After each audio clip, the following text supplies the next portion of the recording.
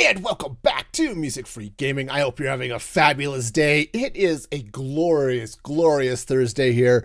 The weather is beautiful, and I am ready to go have all the fun in the Minecrafts, or at least, some of it. So let's get into Minecraft and create mod, where all of the that fun is going to be, and be sure I'm actually in the right place. Okay, yes. So, we are going to be placing dirt today. We are going to be placing so much dirt today. Also, we're going to have so many game sounds. It's going to be great.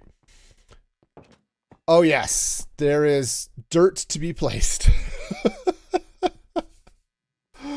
Oh, boy, oh, boy. Yes. So, I started doing a little terraforming yesterday, and tell you what, let's go for a little drive. Okay, because one, driving is fun. And two, it's going to make things a little bit easier for me later. So, we're going to come over here. We're going to take the car.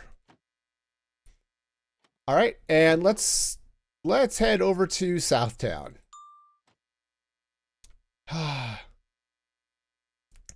It's nice to go for a little drive once in a while, right? We'll just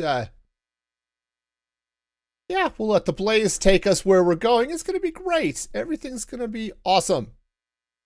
Right? Absolutely. We're going to have all the fun. It's going to be so much fun. All right. Well, I don't know about fun, but we're going to be placing so much dirt. It's just going to be crazy. All right. Now, yeah, it's debatable whether or not this is actually faster than flying over here in Elytra, but it's more fun, so got that going for us. All right, so let's stop here for a moment. Yeah, remember the city? How it just sort of was floating and falling off the edge? Yes, I've been out here doing some terraforming and plotting where I'm going to place ground and stuff. Yeah, see, it's okay. It's a big flipping mess is what it is, but that's okay. Because I'm here now to make it less of a mess. Because that's absolutely what's going on. Where was I? Where did I leave off? Over here. Okay. Yeah, so anyway. So this is it. This is it. This is the stream. I'm going to be placing dirt. It's going to be so much dirt. Oh, but I want to get this terraforming done. I was thinking about it earlier this week. I mentioned it in the newsletter of some things that I kind of wanted to do and was thinking about doing, and this was definitely one of them. This is definitely a thing that I had thought about doing. And I thought about doing something more involved. Hey, Carp, how's it going? I thought about doing something more involved, like starting a guardian farm or something. But man, I do not have the brain power for that today. Today is just a terraforming day. We are going to place so much dirt. And some of it will actually even be in the right place. I wouldn't count on a lot of it necessarily being in the right place, but some of it will in fact be in the right place. So how are you doing, Carp? Doing all right? All the fun and excitement? Let's clean those out. Oh, I'm mildly excited in that placing dirt is the most fun I could ever have, ever. No, I have one more day of work left, and then I'm off for a week. I actually need to put in... I've got 2 more weeks I have to take off before the end of June, so I'll figure out when I'm going to take that time. But I'm so bad about using my paid leave. But I'm going to do it. I'm going to do it. Maybe. But yeah, it's gonna be nice. I'm gonna have next week off. Got a bunch of stuff I need to do. I've got a router I need to fix or get replaced or something, right? The Asus router. I seriously need a vacation. You are not wrong. No, I got an Asus router a while back and it was great. I loved it. Things were great. And then suddenly it couldn't pick up an address anymore. It's like it was not routing external traffic for some reason. And I need to do some troubleshooting on that. So that's part of what I get to do next week. But for half of next week, it's just going to be me because my wife is taking my daughter back to college. So, you know, it's going to be one of those weeks or half weeks where it's like, do I need to even bother putting on pants? You know, we'll just, Donald Duck our way through it, right? Also, we'll sneeze. Because now that it's warm again, the allergies have kicked up again. I am also kind of excited. So this weekend is the Hermitcraft group is doing a charity stream. And they do this every year or two. And it's always fun. I'm excited to see that. That's happening this weekend. I think starting at 11 Mountain Time on Saturday. So it's shortly after I stream. So that'll be fun. Okay. So let's see. Yeah, see, I've got all of this laid out all the way over this way. Wow. Yep. The ability to place grass is highly overrated by today's standards. I don't know. I think I'm going to bring this way just a little bit. Okay, so we'll worry about that here a little bit more. I'm falling. Hi. All right, so this is going to come out this way. Now, I've laid out these lines here. They're almost like, the lines you'd have on a topographical map, right? Is they just sort of meander out everything that goes to that level. So, and I didn't do anything like overly artistic. It's like, nope, I'm just going to sort of randomly place this line so it goes kind of out this way. Because having that little bit of randomness is actually kind of nice when you're dealing with terraforming and stuff. Otherwise, it starts to look a little bit too organized, and we can't have that now. Organization? Haha, what is this? Kingdom Hearts? No, no. Okay, I have to get up here. Make use of the jetpack again. Okay, so we are doing mildly, sort of, kind of, possibly okay. Right? Right. All of the stuff. But let's see what else is going on. Not a whole lot, you know?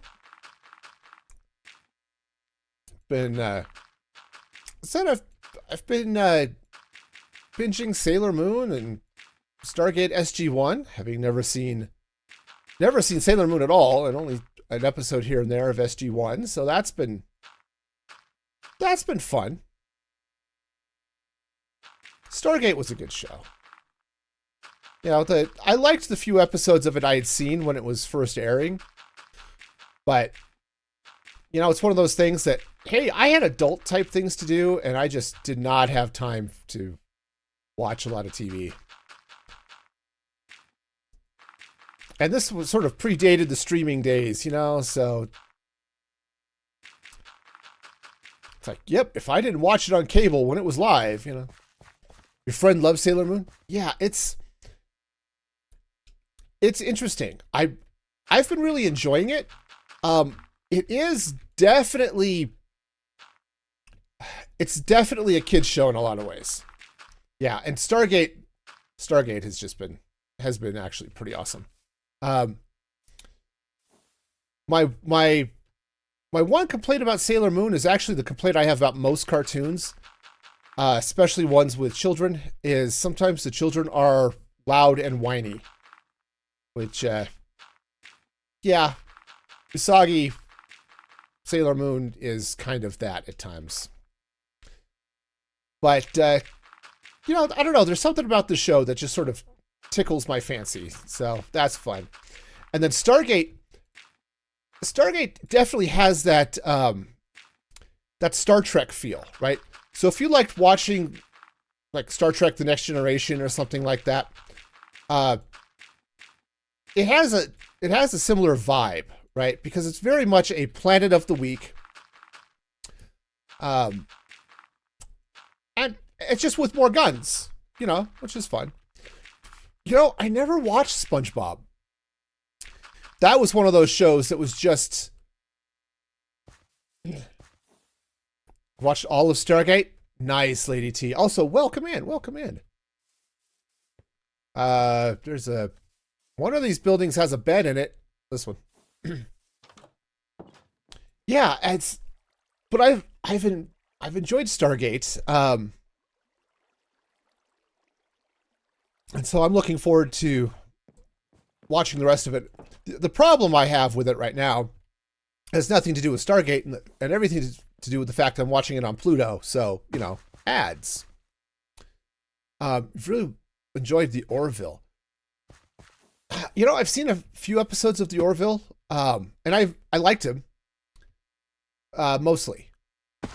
There's some things there are a couple of parts of the humor I'm not overly excited with in the Orville, but the few episodes I saw of it, I liked.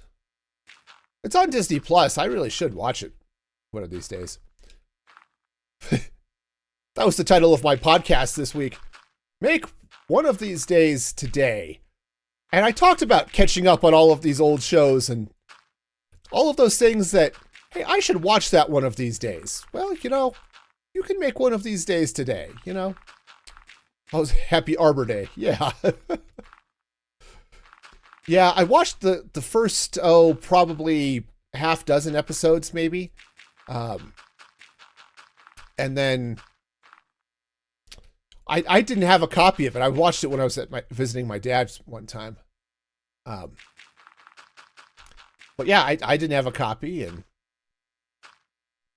heck, I didn't even have TV I still don't really have TV right now, so. But, yeah. The Orville was everything I wanted out of Star Trek in a lot of ways, right? Because it was doing better Star Trek than Star Trek was, I think, at one point. Right? Because you had Discovery, which was just dark and grim and brooding and annoying and stupid and stuff. Meanwhile, here's the Orville doing all of the Star Trekian goodness and having fun and hopeful, which is what Star Trek always was. Star Trek was always a show about hope. Kind of like Superman, but with, well, I was about to say with fewer people in tights, but having seen Star Trek, I'm not entirely sure I could actually say that and be truthful. But yeah, I liked what I saw of the Orville, so. Or of just Orville, sorry. I am definitely going to have to watch that again. Oh, also, I'm going to have to get down here and not create a mob farm. I am not good times with Scar. And so we are definitely going to light up our mysterious underbelly of our area here, you know?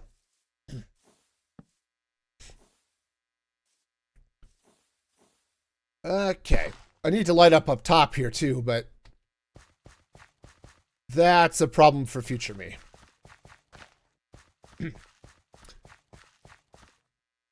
Okay, but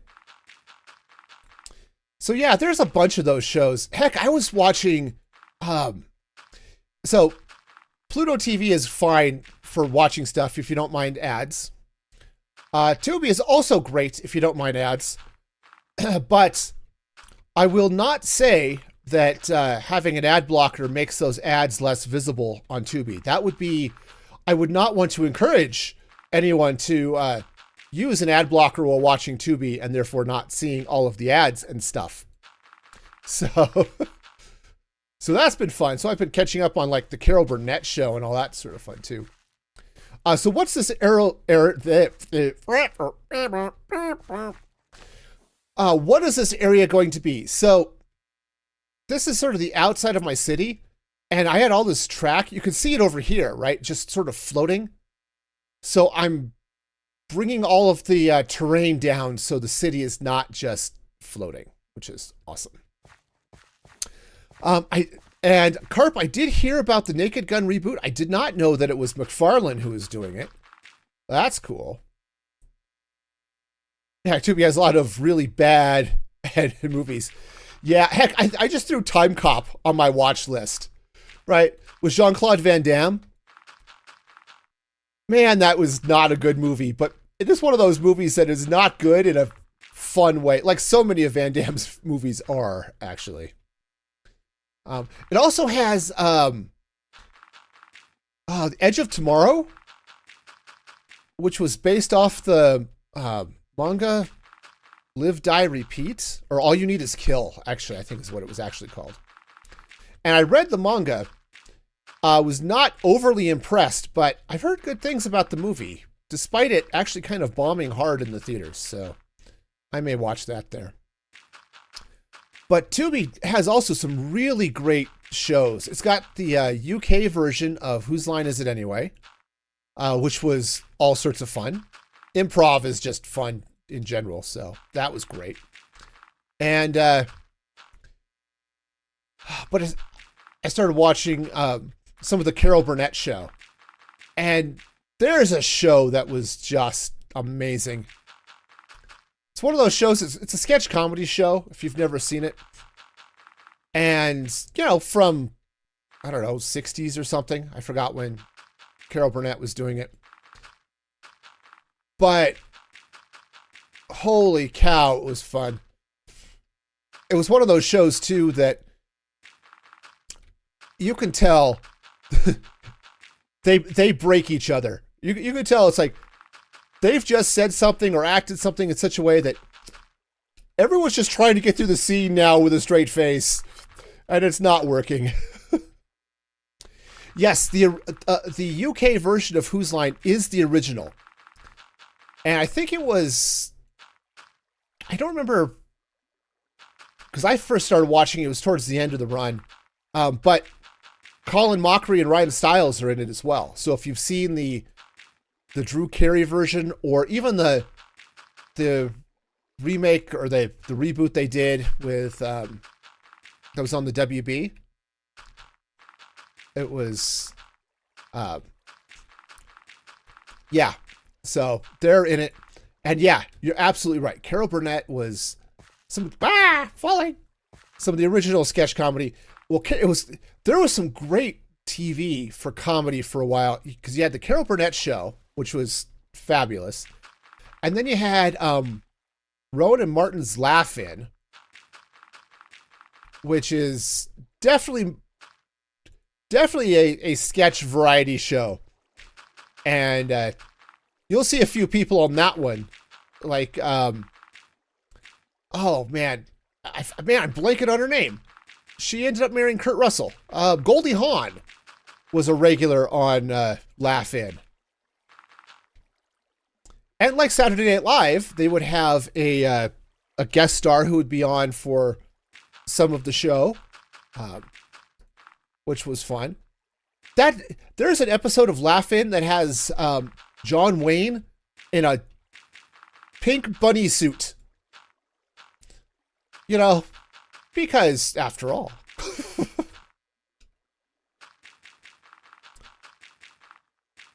Oh.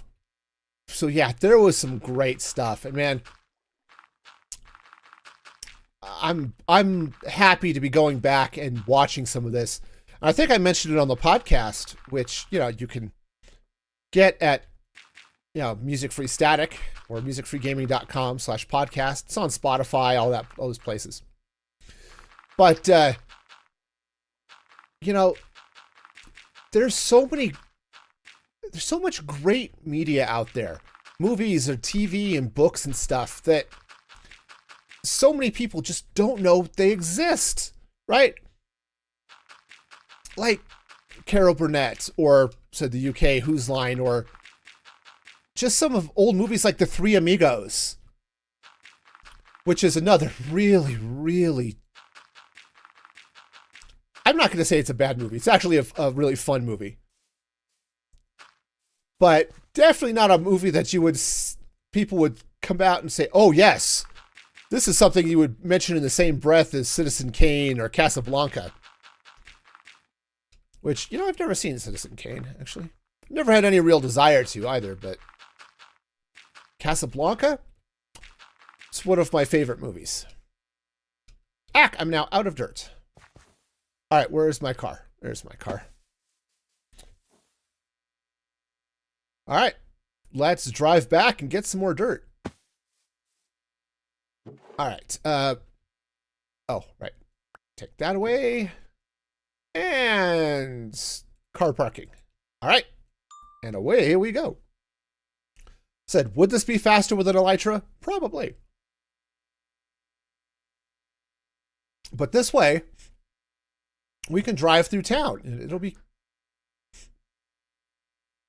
all sorts of fun. Watch that train go, and then we'll follow behind it. It's like, traffic.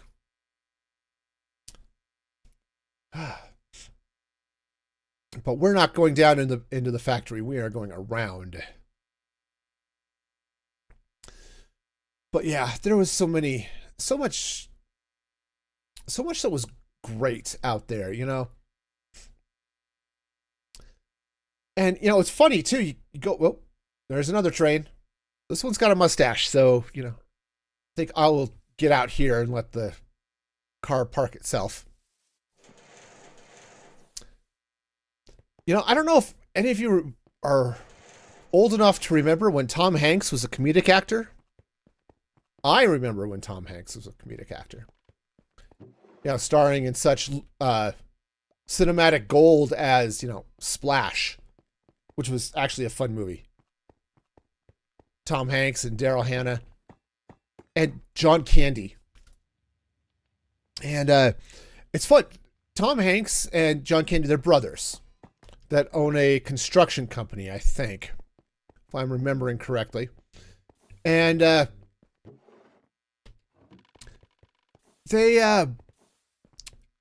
Tom Hanks had fallen overboard a ship as a child and had been rescued by a mermaid. And he was never entirely sure. Yep, I am leaving the car there. It's okay. Was never entirely sure if that was real or not. But then one day as an adult, I forgot what happens, but he meets the mermaid again. Doesn't realize it's the same girl. And it's just a whole special breed of fun.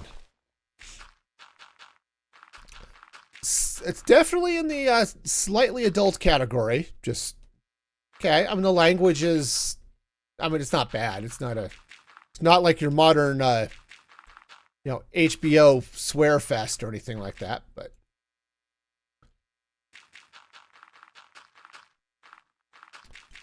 But yeah, so you get that, or Big,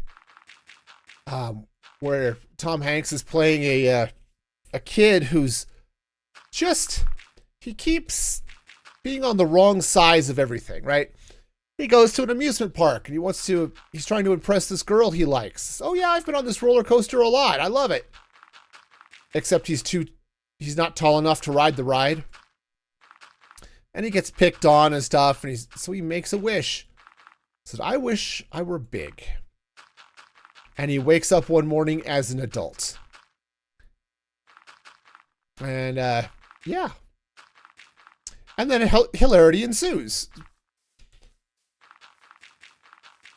So, yeah, turns out adults aren't that much different from 12-year-olds when it comes down to it.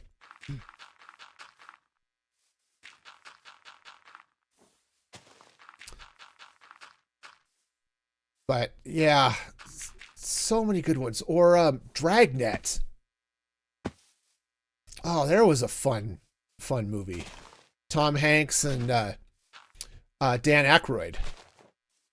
Let's see. Yeah, this is all gonna be a little fun and weird, I guess, but yeah. I gotta figure out where this is going. Obviously, this is stupid. So I'll have to smooth that out a little bit. Probably I'll just bring this way. Yeah, something kind of sort of like that. Yeah. That'll work. But yeah, Dragnet was so much fun, especially Grandma loves the Dragnet TV shows. Yeah, see, I watched a few of those because my dad liked them too. And, so I watched a handful of those. So when I watched the movie and Dan Aykroyd is doing this very robotic, it's like, oh no, he is sounding exactly like Joe Friday on Dragnet. You liked Big with Tom Hanks? Yeah, it was fun. I used to watch that one a lot when I had the opportunity.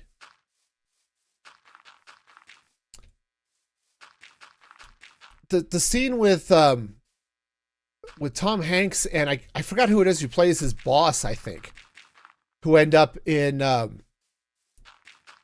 basically it's FAO Schwartz. Might actually be FAO Schwartz, I don't know.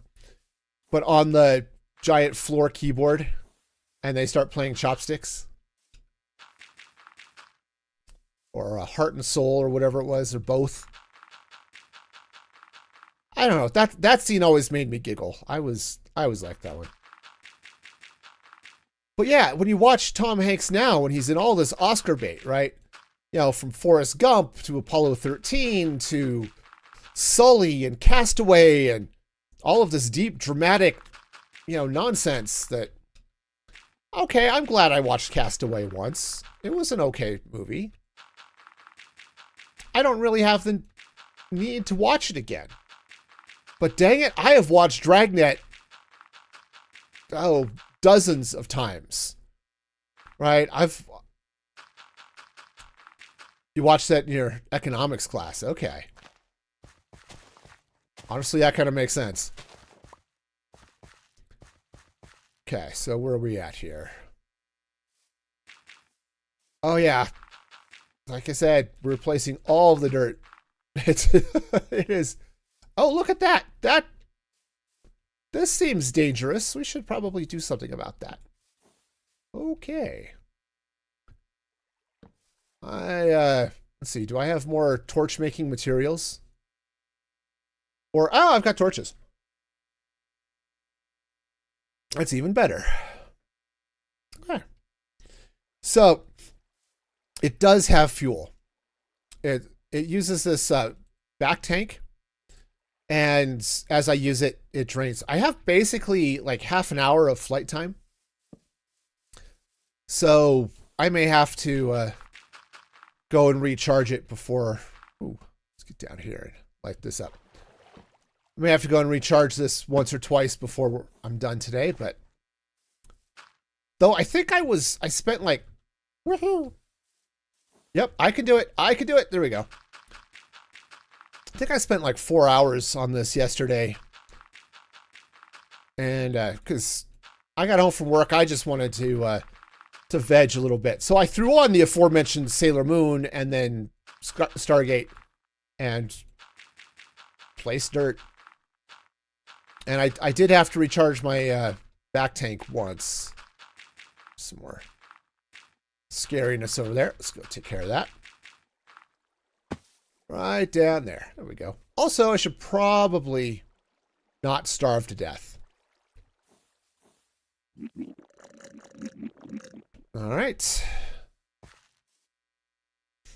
You know, in vanilla Minecraft, I might not throw away those bottles, but here in Create Mod, where I have infinite glass, I don't care. Okay, yep, there we go. You've been binging Frasier. Oh, Frasier was a good show, too. I liked Frasier. I think I've only seen it once, now that I think about it. But yeah, that was a good one. Oh, and Golden Girls? You know, I haven't seen Golden Girls since the 80s, I think. Since it was first on TV. And yeah, it's fun. It's hard to go wrong with Betty White. She's just... she has just phenomenal timing. As a comedian.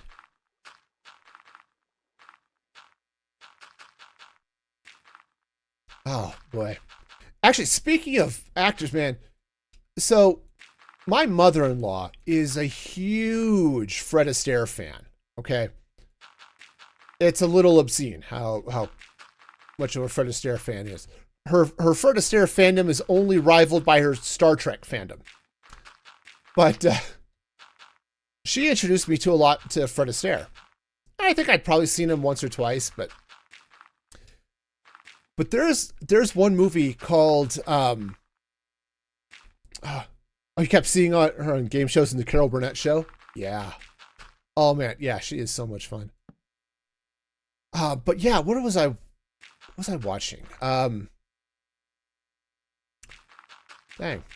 totally forgotten now. Oh right, so it was Fred Astaire. It's Damsel in Distress. Sorry to look over. I still have a VHS copy of it sitting on the shelf over there. Which is not only Fred Astaire, but it's George Burns and Gracie Allen. Back when George Burns was still relatively young and part of that tremendous comedy duo, George and Gracie. Oh, so fun. Actually, I bought a DVD set one year it was a bunch of Christmas shows. So it had Rudolph, and I think might have had Frosty on it, right? But it also had a bunch of basically public domain TV shows and stuff. But one of the shows it had was an old copy of the Burns and Allen show. And they had a fairly basic formula. George Burns played the straight man. He was just sort of your typical kind of grumpy guy. And Gracie was an idiot. Was how she played. She just played as this total bimbo. And it was hilarious. So much fun. You know, it's weird when you think about, it's like all the comedy or all the stuff that exists in the world today, right? And there's a lot of it. There's a bed over here. I should bring a bed with me, but where's the fun in that? I mean, if I took a bed with me, I wouldn't get to see those villagers that are on the treadmill. So, you know, got that going. But you go back and watch some of those old comedies or old comedians, right? And see how funny some of them can be without having to resort to profanities or really adult humor or anything like that. And it's like, you know what? This is great. I should go back and watch. Like, I have a t-shirt that's Abbott and Costello, Who's on First. And I wear that from time to time. But Abbott and Costello were right up my alley. Obviously, they were long gone by the time I found out about them. But they are masters of wordplay. And most people have heard Who's on First, who have heard of Abbott and Costello, right? And if you haven't, the gist of the routine is Abbott has become the manager of a baseball team. And Lou Costello's asking him about the team. And so as Abbott says, okay, but a lot of the players these days, they have sort of weird names, right? And so said, okay, yeah, yep, get that. So we got who's on first, what's on second, I don't know who's on third. And that just descends down the rabbit hole of puns and wordplay and miscommunication. That one is great. Yeah, I said most people, because that's probably their most famous sketch is Who's on First. They also did one, it's the Hertz U Drive. And same type of thing. They play with the words, and it's all sorts of fun. Heck, I have an Abbott and Costello vinyl. I've got a record that has Who's on First on it, as well as the Hertz U Drive and a number of other things. The other thing that they did a movie, it was Abbott and Costello Meet Frankenstein. And it was Abbott and Costello, and it is a comedy, but it's all of the actors who were playing the Universal monsters from the time. So I think it is Lon Chaney as the werewolf, and I think it is Bela Lugosi as Dracula, right? So all of those classic monsters. And here's Abbott and Costello. And they do take... It's a movie of its day. They take a little break and they do basically one of their stand-up routines, but very much a comedy act based off of wordplay, and I love it. Oh, it is so much fun. It's one of those things said if you've never heard Abbott and Costello, said Who's on First is the classic, but there's a lot out there. Or Bob Newhart. Man, I knew Bob Newhart from his time on sitcoms, right? From the Bob Newhart show and the other show Newhart, right? But I didn't know that he was a stand-up. That he did comedy. Or stand-up comedy, I guess. Obviously, he was acting in comedies, so, I knew he did some comedy. Right? Yep, I have words. I can use them. And some of his stand-up... Minecraft, you going to be okay for me today? Yeah, okay. Some of Newhart's stand-up is just ridiculous and hilarious. He did a series of sketches. He had a deal where it was basically he'd be on the telephone, and what you would hear would be one end of a conversation. And the conversations would be absurd. One of the ones I remember the most is he plays a guard on his first day working the night shift at the Empire State Building. He's a new security guard. And he starts the joke off. Here's the premise, okay? What if the first night for this guy as a new security guard is also the night that King Kong climbs the Empire State Building? Right. And how would you as a guard, deal with this situation? Right. And it is fabulous. The other one he did, which I tend to quote a lot in Minecraft because of rockets, but he did he did a routine where he was basically interviewing himself, where it was like TV interview show, sort of serious, like kind of 60 Minutes sort of show.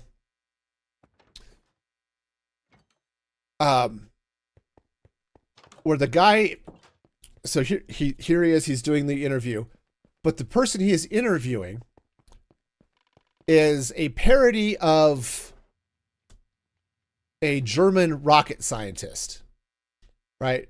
Because right after World War II, a lot of German scientists ended up working for the United States, right? Some of them were reformed Nazis. Some of them were just in it for the science. Some of them, who knows? But so he's doing this interview, and as Dr. Werner von Werner, and oh yeah, it is it is all sorts of fun.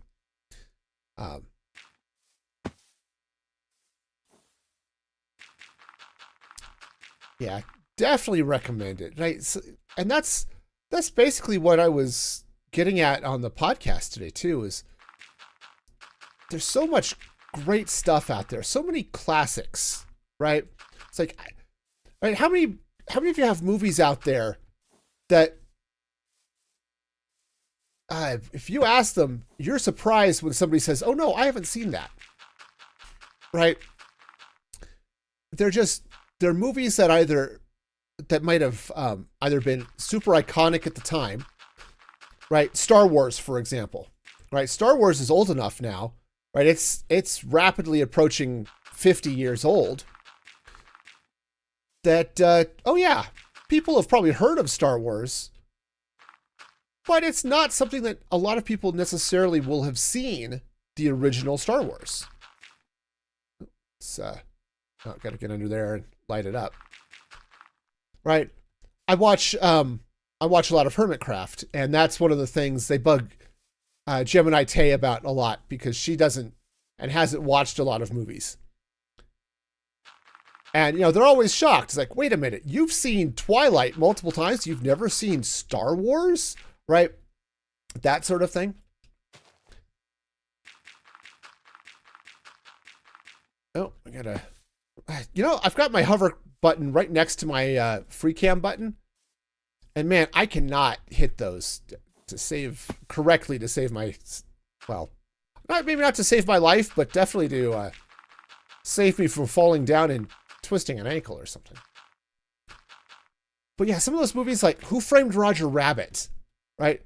Boy, there's a movie that couldn't get made today.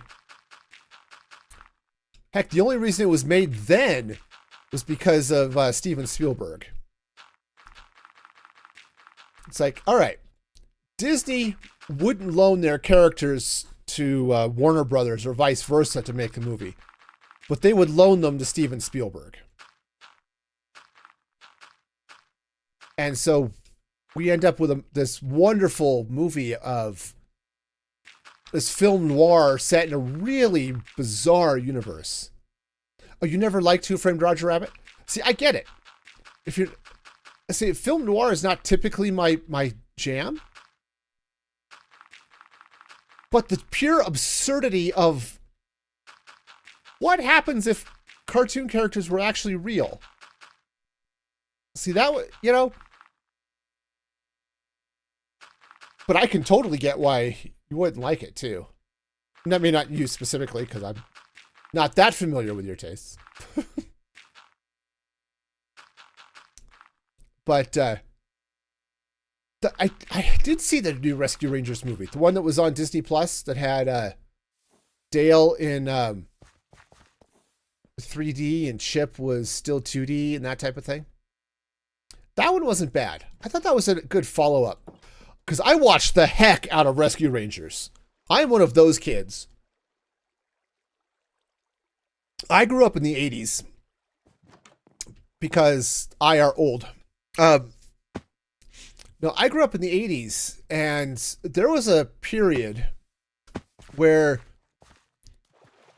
it was like the afternoon TV schedule, right? You had the Disney afternoons, and it was Rescue Rangers, DuckTales, Gummy Bears was there for a while. Eventually, they had Darkwing Duck, Bonkers. I don't know if you remember the show Bonkers.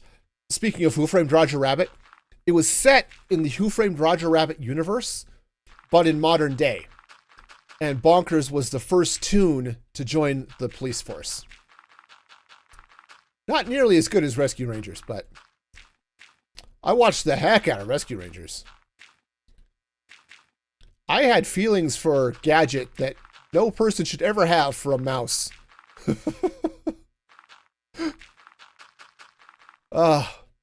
But man, Rescue Rangers was so fun. I'm bummed. I was watching. I went to find it because it's on Disney Plus, right? What they have on Disney Plus doesn't have the first 5 episodes. There was like the pilot series, I guess. I don't know if those of you old enough to remember when Teenage Mutant Ninja Turtles, that cartoon first aired. It started with just like a 5-episode special event. And then eventually you got a series after that. Well, Rescue Rangers did the same sort of thing. It basically had a movie that they'd sliced up into episodes for the debut, for the pilot, something. And they don't have that. I mean, I was all bummed. Because that sets the stage for everybody. That's where you meet everybody. It's where you get their funny little balloon plane thing that Gadget built. All that fun stuff. But I used to watch, of course I'd watched all of that. Because I would watch it while I was doing my homework. Or quote unquote doing my homework. Sometimes I would actually, in fact, do my homework. Oh, why did I fail English or nearly fail English? It's because I had zero desire to do my English homework. Not because I could actually do the English, just because I did not want to. But yeah, I watched that and Darkwing Duck and DuckTales. Woo! And yeah, there's a whole generation of people out there who cannot say the phrase DuckTales without wooing afterwards. Okay, this whole area needs... I don't know what I was doing with this whole area. I think I was doing this. I told you, this episode we are placing all of the dirt. That's what's happening on the stream today. It's just... we're getting dirty. Oh, man. Darkwing Duck was a show. I loved Darkwing Duck as a kid. It didn't age... Uh-oh.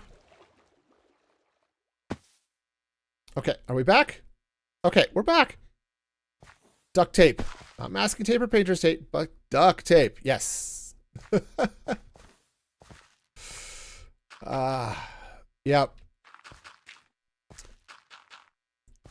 But yeah, I used to watch the heck, man. It said that that pilot episode of Darkwing Duck was so good. And that's one of those things like I also Darkwing was a show that was very happy to throw in as many references to the Far Side comic as they could. It was fabulous, you know. I remember there's one episode where I don't remember exactly what the premise was, but there's something weird going on with the cows. Darkwing ends up talking to Reginald Bushroot. He says, yeah, talk to the cows. And yes, we are from the planet Larson, from the far side of the galaxy. So, yep, you are. That is 100% correct.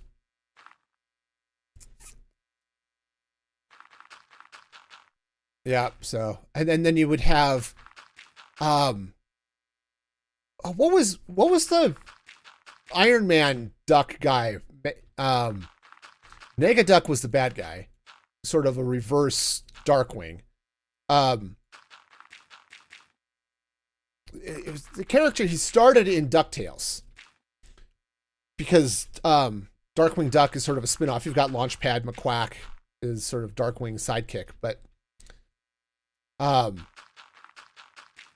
dang, I forgot what the character's name was. But they end up with sort of this Super Friends where it's Darkwing and you know, again, whatever the weird unicycle Iron Man duck guy was. And yep, so much fun. But yeah, watch that. Just watched a lot of Chippendale's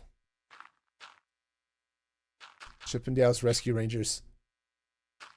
Like, I'd have to look. I might, because my dad was a collector of all sorts of random stuff.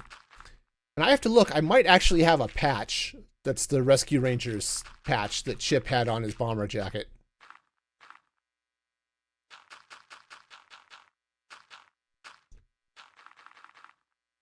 But yeah, there was some really good shows and stuff out there back in the day, for whatever your definition of in the day is or was.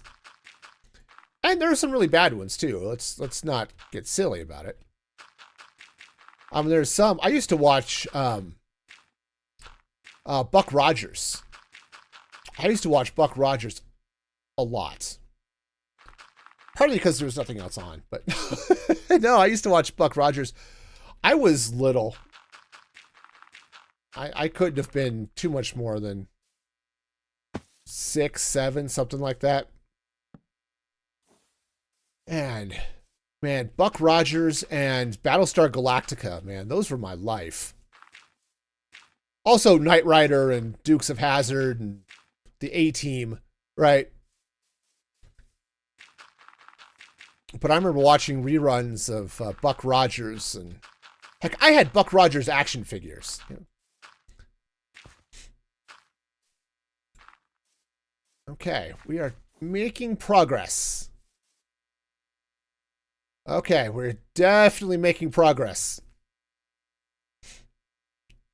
Oh, so much more to do. Okay, we're good. We're good. It's gonna be fine. And that's between Buck Rogers and Battlestar Galactica and then Top Gun. I think I can see why I wanted to be a pilot as a kid, you know? And Star Wars. Let's not forget Star Wars. I've been a Star Wars kid since I've existed. It was the first movie I was ever present for in the theaters. And I say it that way because I was about the size of a bread box. My parents took me to the theaters to go see Star Wars. And I was still baby. Okay, this is just awkward.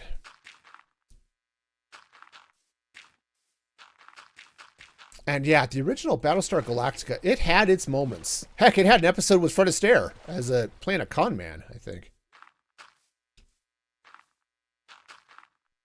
But man, I watched that one a bunch too. And anytime it was on, I loved watching Galactica.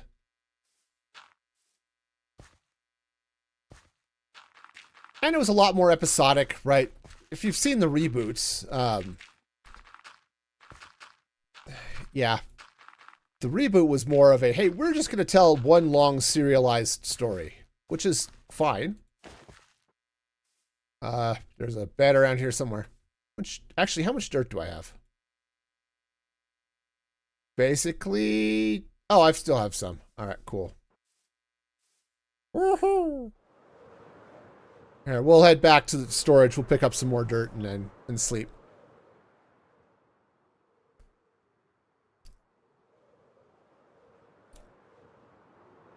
All right.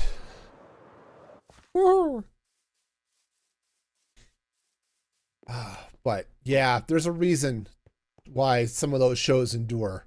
And some of that reason is just because there are a bunch of old people who just can't get over the shows they watched as a kid. Right. You know, I went back and I rewatched He-Man, I think.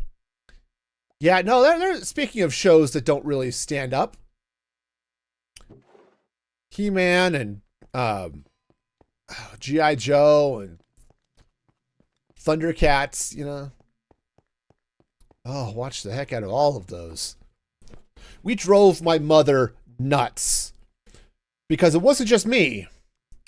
It was also my sisters. Because all of us would watch He-Man and then later She-Ra. And so she had all four of us running around the house crying, I have the power! Because we were kids.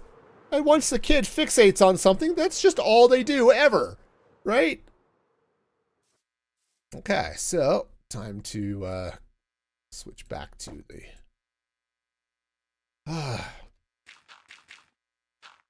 Yep, and I put on He-Man. I forget why I had access to it. It may have been on Netflix when I still had Netflix. And I put that on, and wow, my daughters were old enough to be snarky. I know, you're shocked. I have snarky children. Who'd have thunk it, right? Yeah.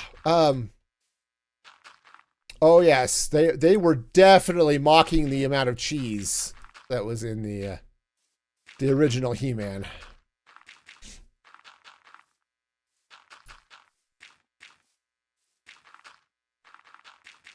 But yeah. But there was some really good stuff out there.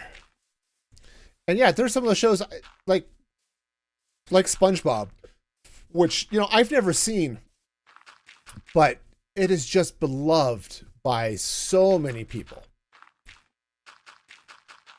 And I can't say I've never seen SpongeBob. I watched a few episodes of it, just here and there. It just was I never had access to it. When it was really in its heyday, I think it was on cable at a time that I didn't have cable. And then I think I actually might have been in college at one point where we had cable in the dorms and later my apartment. But I also was in college and was newlywed and had a small child. So I did not have time to watch cartoons. So yeah, that's where I thought it was. Dark. But man, some of those shows, or the classic Looney Tunes. Some of those Looney Tunes cartoons, some of them are products of their day, shall we say. But there's a reason Bugs Bunny and friends have just been a part of the cultural conversation for so long. I was always a fan of Marvin the Martian. But fun story, I found out at one point, because there aren't a lot of Marvin the Martian cartoons. Right, there are a few. There's a fair amount of like Tasmanian Devil and Yosemite Sam and all that type of stuff, right? Not a lot of Marvin the Martian. I found out why that was.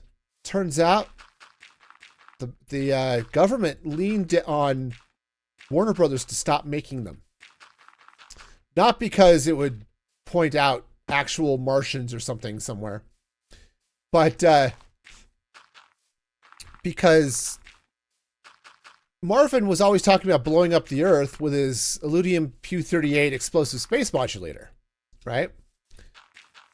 You know what sounds a lot like Illudium Q-38? Uranium-248, which was what they were using when they in the nuclear bombs of the day. And so the Department of Defense was seriously thinking there was a leak or something, and so they kind of leaned on Warner Brothers to shut Marvin up for a while. Eventually they came back and he didn't mention his Illudium Q-38 explosive space modulator, but he was fun. I always liked him because he was the type of character who's what he said and how he said it did not quite jive, and I loved it. You know, it's just, oh, I'm going to blow up the Earth, and it's just the happiest, most exciting thing in the world for him.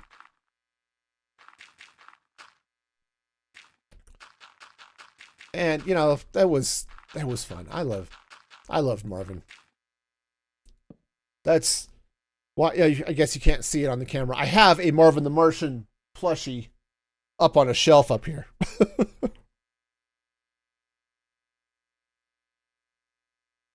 But yeah, there's some great movies.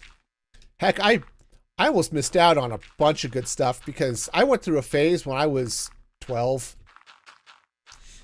I refused to watch movies that were in black and white. If it wasn't in color, I didn't want to watch it. And now it's Casablanca is one of my favorite movies. It's probably in my top 5. And it's 100% in black and white.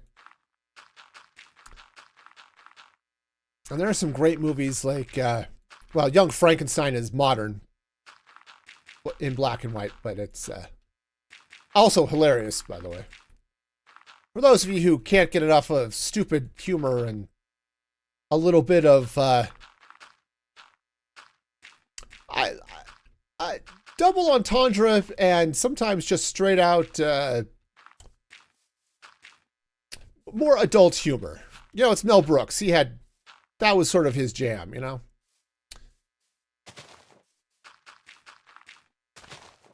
Okay. We're getting there. It's going to be a thing. But that one, or, what was the movie I was just thinking of? Was, oh, boy. Totally blanking on it. But it was a really good movie, suffice to say.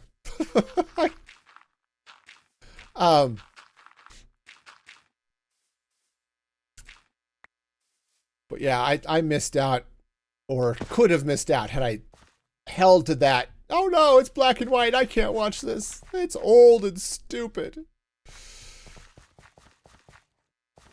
And I will freely admit, I do have weird taste in movies sometimes. There's nothing wrong with having a weird taste in movies. Just, now, I like having the light overlay, but it does get to be a little bit noisy from time to time.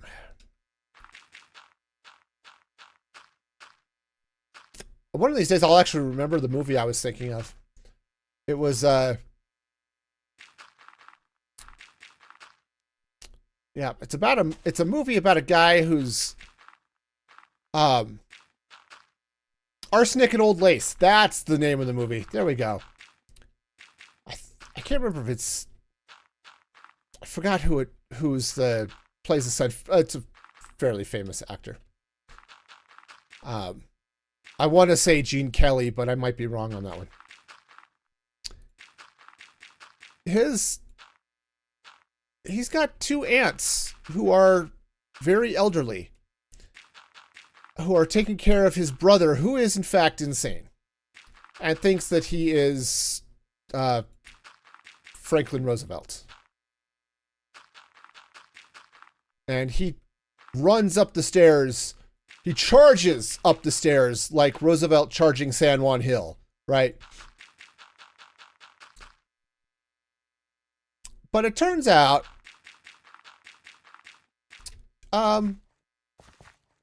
people just keep dying. And, yeah, his mothers, or his aunts, I guess, his aunts have been just randomly killing old guys in the neighborhood.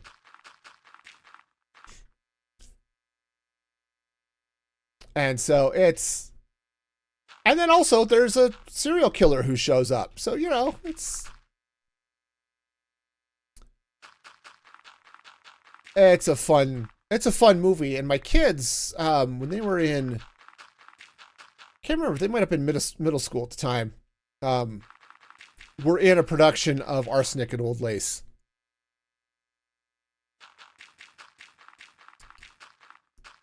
Definitely worth a watch.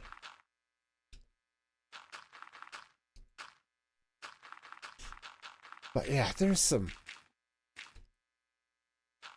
all this great stuff. I mean, heck, I just saw that the Library of Congress has added the Windows 95 startup sound and the original Minecraft soundtrack to the Library of Congress registry.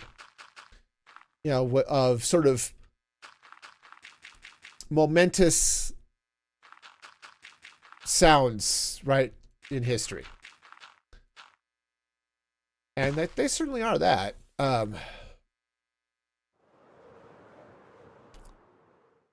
But yeah, you look back at a bunch of this stuff, and it's like, wow, how could I have missed this? Or why hasn't everybody watched whatever, right? And I can understand, you know, not every show is for everybody, right? I mean, that's, you know, that's reasonable, right? I don't need those seeds. Okay, so don't need that glass bottle. So, you know, and so I get that, right? But you look at things like Monty Python's Flying Circus, which, again, if you're not into that sort of style of humor, because British humor tends to be a little dry and right up my alley, really. But, you know, heck, I saw the Monty Python and the Holy Grail before I ever saw the Flying Circus. Oops, wrong button.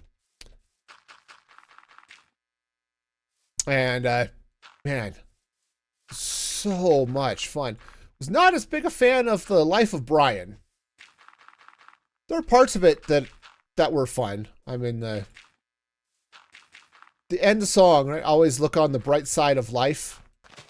That's sort of a fun, but also kind of depressing song at the same time.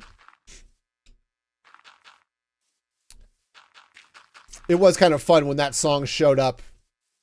Performed by Eric Idle at the Olympics when those were in England and back in, what, 2012.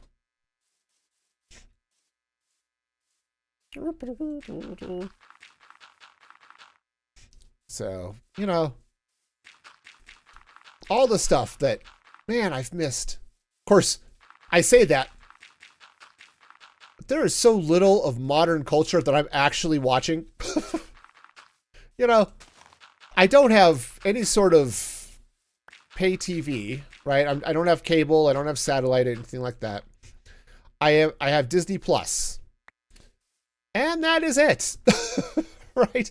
I don't go to the movie theaters, which I'm glad I'm not going to the movie theaters right now. I'd love to see a Minecraft movie, right? Because surprisingly enough, I like Minecraft and would love to watch a movie about Minecraft, despite it having Jack Black in it. But the way audiences have been behaving, right? It's one thing to go to a showing of the Rocky Horror Picture Show, where at this point, part of the fun of going to see that is dressing up and just the wild party atmosphere of it all. But these idiots who are going to the theater explicitly to cause a disruption, that is uncool. There's nothing cool about that. Sorry, all of you happy teenagers or whatever who are doing this. You're not cool. You're ruining the experience for a bunch of these kids who want to see Minecraft. They want to see a Minecraft movie. They want to see some of their favorite YouTubers in the background of a Minecraft movie. And all of this cool stuff. And they don't want to have to deal with you throwing water bottles at their head or have it rain popcorn and candies and all that garbage on them. I mean, I didn't like going to see Spider-Man No Way Home when all it was people just randomly cheering at random things because the guy said the line or something. Oh, look, it's Tobey Maguire. Scream like it's the greatest thing ever. Hush, let me watch the movie. But this nonsense of, yeah, we're going to, I don't know if they hate watching it or what, but causing all this disruption. It's just not cool, man. There is nothing cool about that.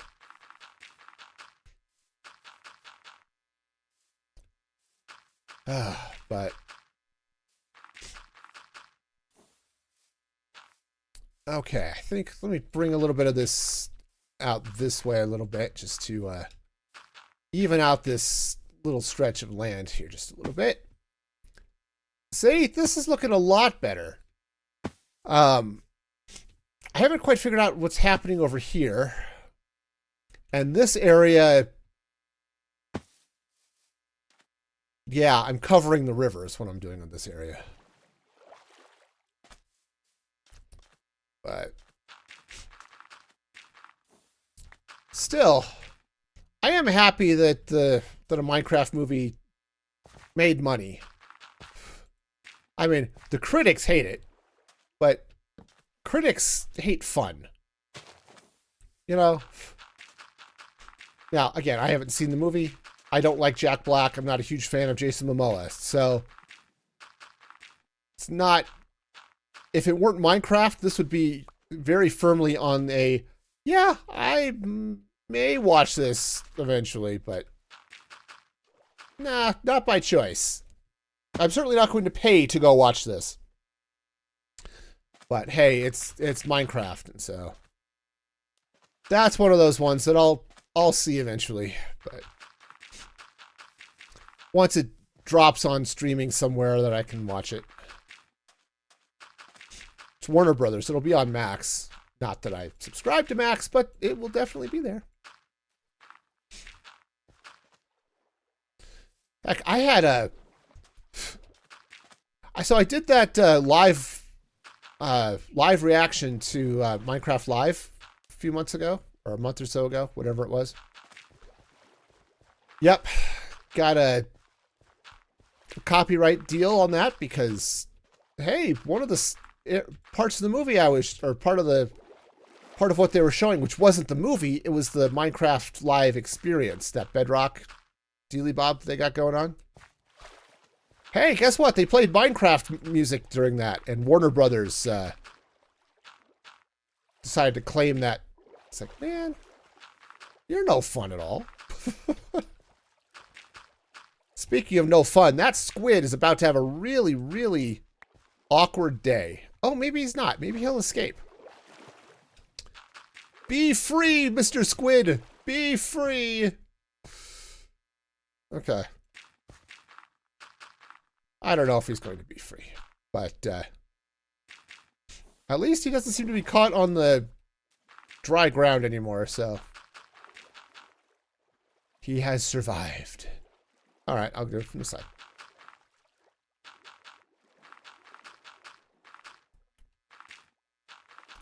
But yeah, there were some of those shows too. I remember that I remember my dad watching. So I don't. Any of you remember the show Barney Miller? It was a sort of a police comedy ish. I guess it was a comedy. It wasn't exactly a sitcom type comedy, but it was definitely it was a police show surrounding these New York detectives. And my dad insisted that Barney Miller was one of the most accurate police shows he'd ever watched. And this is from a guy who was a cop for 31 years. Because there was just so much weird stuff happens for cops that eventually the weird is just commonplace. You know, the example I always had growing up from him. Oh, I'm out of dirt again. Was actually a story from my grandfather. So my granddad was also a cop. He was a cop in New York City. And he worked dispatch. And, you know, for the New York City Police Department. And let's see if I can get around here. Well, he'd work mornings, nights, whatever it was. So it was nighttime, right? Storage, here we go. And the cops would get tired because it's the middle of the night. So what they would decide to do was they would take naps in the holding cell. Okay? Definitely making some progress here. Yeah, so they would take naps in the holding cell, and yeah, so they could catch a few, you know, get a little bit of rest or whatever. Well, apparently, Grandpa came home one day and was falling asleep. Just falling asleep at breakfast or whatever it was, whatever meal they were at. And I guess my grandma had asked him, you know, why he was so tired. And he says, well, I couldn't catch a nap at work because there was a lion in the holding cell. Yes, that is exactly what was going on. There was, in fact, a lion, actual, you know, four-legged king of the beasts, in the holding cell in this New York City police station. This was apparently just not worth mentioning to the family. Like coming home from work, hey, guess what was going on today? There was a lion in the holding cell. No, that was just nothing weird going on today, you know. I used to, when I was growing up, my dad, when he would come home from work, or, you know, later in the day, depending on what was going on, he'd tell me about work. You know, what had happened, you know, and sometimes nothing happened, and we'd just talk, and he'd tell some of his old police stories and stuff like that, and it was a blast, right? I grew up listening to all of his police stories, and it was fun. But yeah, it's just, yeah, there just comes a point where it's just, the weird just becomes routine, you know?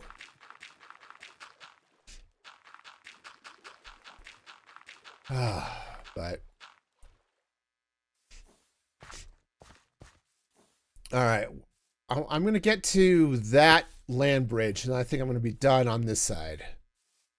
At least until or if I decide to do anything with this, where this village sort of comes over here. I may do something with this. I don't know.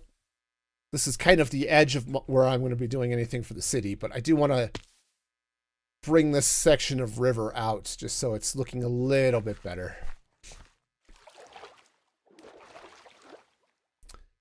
But yep, I remember watching Barney Miller with my dad, and then I remember when Firefly was on, which is, again, another fabulous show that was dead before its time.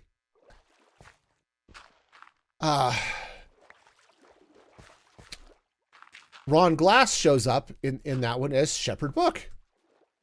Ack! I'm stuck. Stuck. And Ron Glass, of course, I knew from Barney Miller. And I was like, oh, hey, cool. Look who it is. So, yeah, that was fun. Well, and heck, just the other day, Disney Plus had...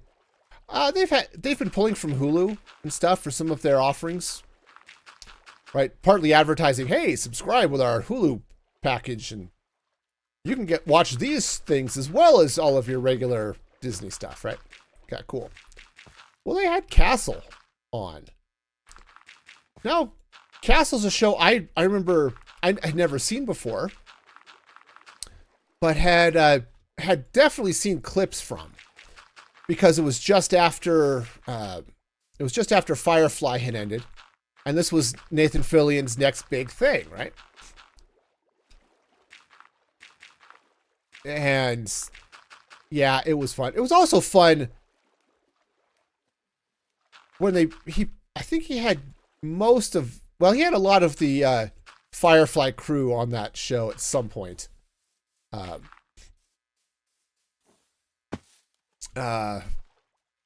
see, Adam Baldwin was on a couple of different episodes. Summer Glau was on one episode, which was kind of fun. She was sort of a fun character. Would have liked to see more of her, but you know. And then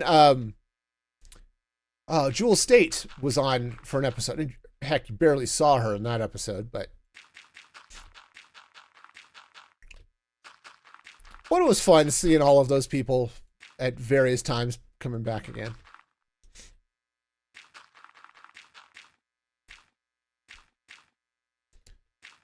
Okay. You're definitely making progress.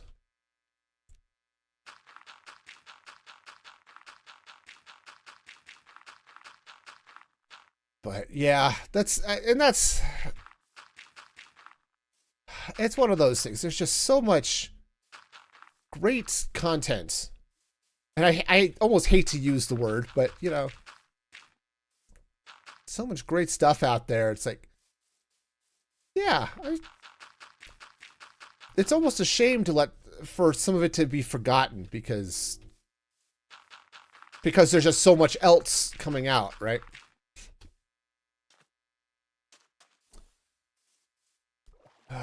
And you know, honestly, there's only so much time in a day, right? So,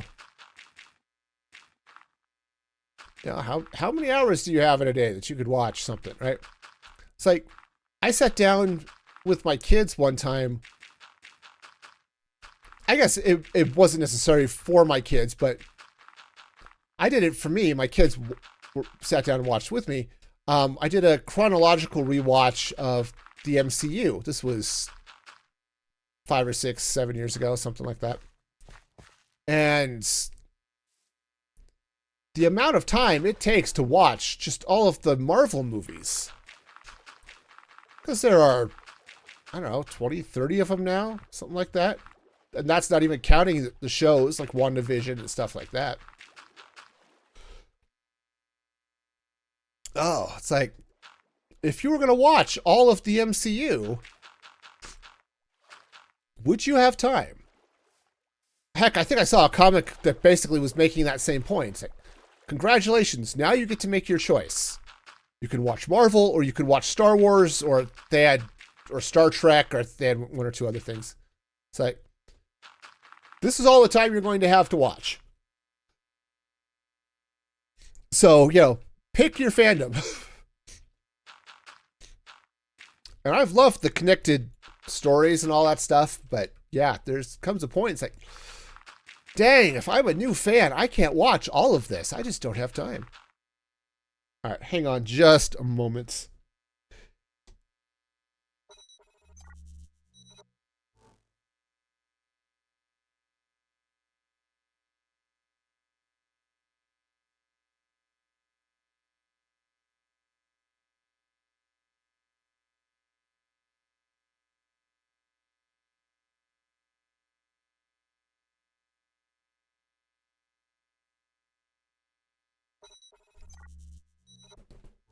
All right. Sorry about that. Had to blow my nose.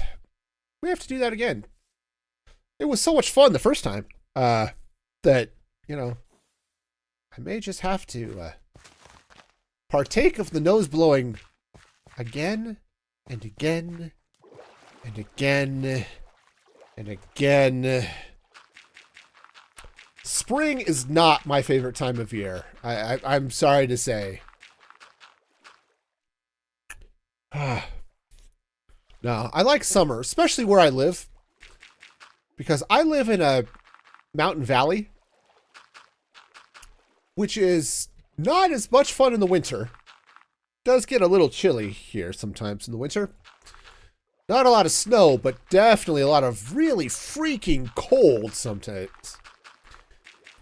But summers here are just amazing. For those of you who, like me, enjoy the Fahrenheits, it rarely gets into the 90s. Heck, I think last summer we were sort of in the mid-80s all summer. Come on, I can do it. Which is just phenomenal.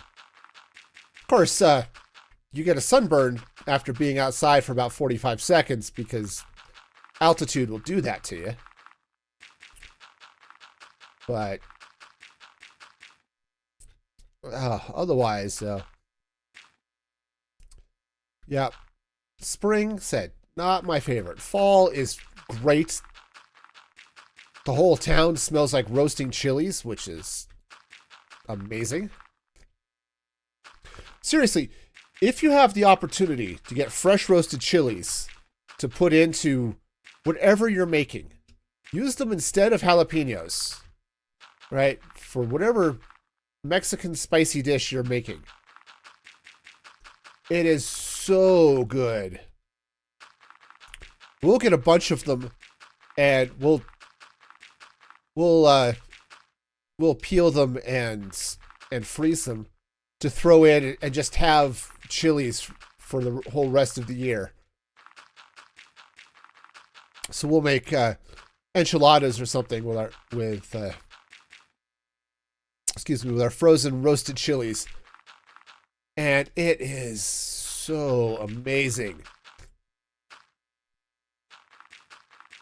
Definitely recommend it. If you have a chance to get some Hatch or Pueblo chilies, it's worth doing, man. Worth doing. I know they're a little harder to get outside of the Southwest, but definitely worth it.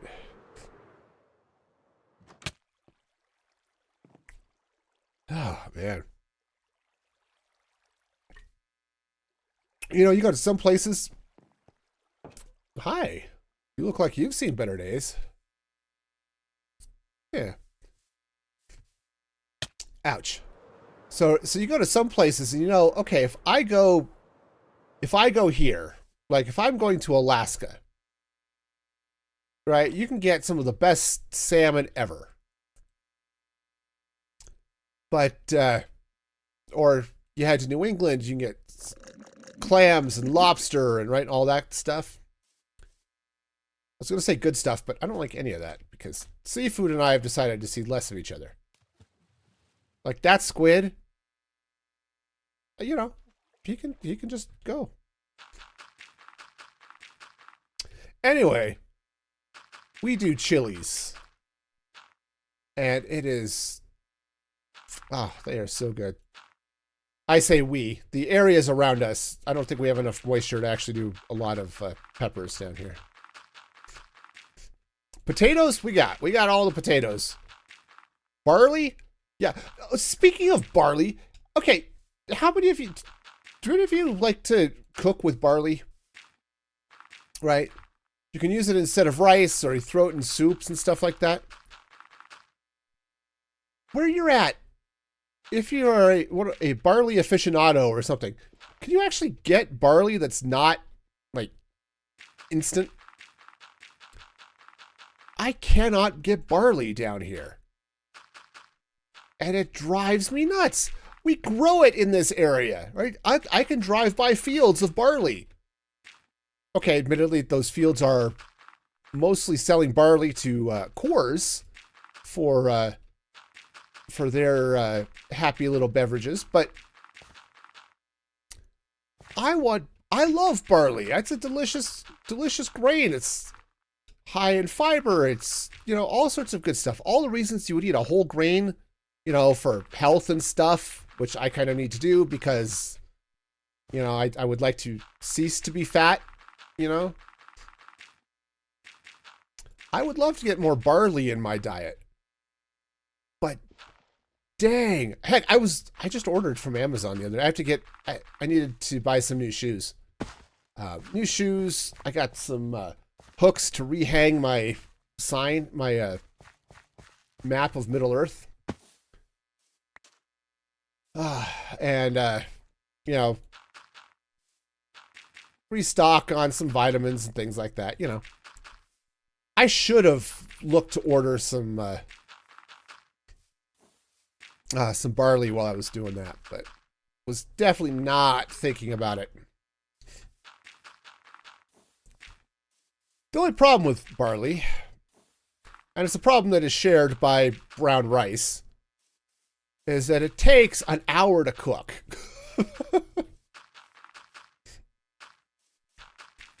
Now, I made beans and rice with brown rice the other day. Threw it in the crock pot. Oh, so tasty. Okay. All right, let's go ahead and cover this up. And then I think, yeah, let's just bring this over this way. Yep, you were warned in the title. Placing all the dirt. Yep. I don't think I've completely run out of dirt, but it's my bulk storage is going to be a little less bulky today, or after today.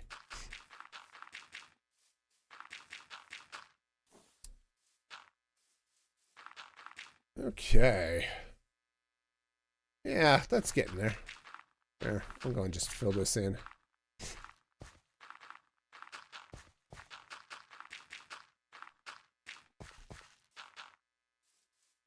Yeah, okay, whatever.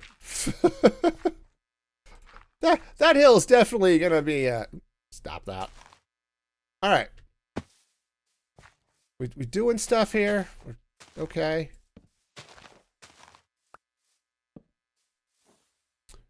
All right, so I think, yeah, we are pretty good over here. So, which way do I go, George? Which way do I go? The world looks a lot different once you've terraformed it. Yeah, so this is looking a lot better. Yeah, I need to get out here and just random bone meal, get some tall grass and other stuff, but the city is not just floating anymore, which is great. That was definitely a problem I was having. Actually, you know what? Wait. Do I still have dirt here somewhere? Oh, hi. Let's switch. Oh, am I actually out of dirt? Huh, I'm out of dirt. What do you know? Okay. So yeah, so this on that side is looking better. So I need to bone meal it just to get it all so it's not quite a golf course. Right? You can see where it's the natural plains biome is with all the tall grass and stuff like that. And then there's this mess. So yeah, so I'm gonna have to come through here and just bone meal the heck out of this. But over here now is a little bit more, right? Because this is what it was looking like, right? I had the train tracks just hovering over the floor of the plains here. So I want to bring this out and around this way. This area was, I think I talked about it on stream on Tuesday. I might leave this area kind of flat like this and then build this up with sort of support beams and a wall. Because I kind of like what this is sort of doing over here. Excuse me. Plus, I don't want to mess with this track and stuff here. So we'll probably do that. So let's come over here, and I think maybe off of. Woohoo! Get under it. Get under it. Okay, we're over it. Okay, so where am I going? Kind of sort of over that way. Okay, so let me just run a line of grass here. I should go get some more dirt, actually. Because I have a lot of dirt. I don't have nearly as much grass, but we'll kind of bring this out and around this way a little bit. Yeah. Yeah, kind of like that. That'll be fine. All right. Cool. Well, we're back here, so let's run inside and grab some more dirt. Yep, and we'll get hit by a train. That's fun, too. All right, so let's see. So, what else? What else? Okay.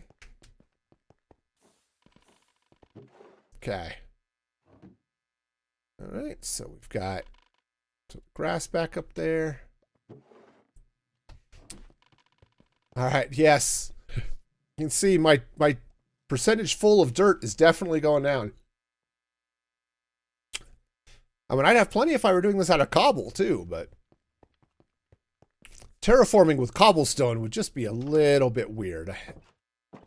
Just a touch, you know? Uh-oh.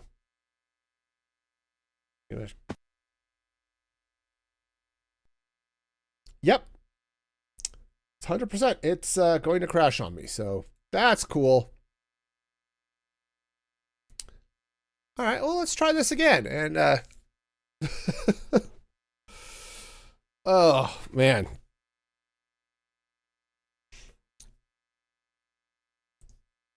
So, yeah, I guess that also all goes to some of those games and things, right? I've been talking about movies and TV shows and stuff, but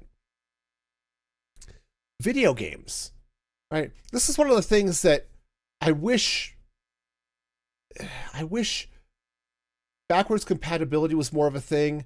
I wish it was more of a thing for, oh, I don't know. What am I thinking of? Something. Okay. Oh, for emulators for old consoles. I know they exist, but to be able to play some of those old games, right? Heck, I've got a whole shelf back here behind me of Nintendo and Super Nintendo games and stuff, right? And they're, oh, I should sleep, actually. And they're great, right? I love them. They're fun. But if I don't have a Nintendo or a Super Nintendo, I can't play them. And those games are just going to totally disappear, right? It's a little bit easier with PC games because it's easier to emulate some of that stuff, right? Or you can, like, I remember setting up, my dad and I, we used to play a bunch of, oh, I am totally on the wrong side of this building. Bunch of Dungeons and Dragons games, like Pool of Radiance and Curse of the Azure Bonds and all that fun stuff, right? And those were fun games. Well, over the years, because we played those, heck, on our original DOS machines, right? We had these IBM PCs. They ran DOS, and these machines, they were DOS games. And they were fun, right? But Dad tried to load one up once on his then modern machine. You know, forgot what it was. The game was basically unplayable because the machine just ran too fast. Right? It was just, The timings of the game were built for a much slower machine. Hey, Snoopers, how's it going? Welcome in, welcome in. Glad to have you here. I hope things are calming down for you, but if not, I hope you're finding ways to cope. But yeah, so I remember I managed to grab all copies of the games because we still had all of the floppies. Let's see. I guess we're coming out to about here. And yep, so you can kind of see how I ended up doing this. So I ended up copying all of the floppies and set up a little DOSBox disk that he could put in and run DOSBox. And what's cool is DOSBox has a setting that allowed you to slow down the game, so it was playable. And so he had a blast going back to play all of those old TSR Dungeons and Dragons games, you know, and they were kind of fun. Yes, they are definitely old. In fact, a lot of them you can actually just play. You can't save, which is unfortunate, but a lot of those games you could just play up off of the Internet Archive. They've got a bunch of those set up to play in DOSBox, in a web-based version of DOSBox. Okay, so are we going to come out this far? Actually, I guess maybe I am going to come out this far. So guess we'll bring this kind of this way.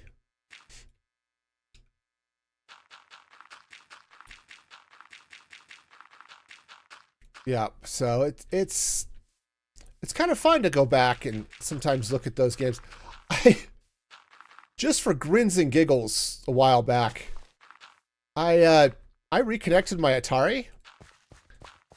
I have an Atari 7800 sitting on the shelf somewhere, over there probably,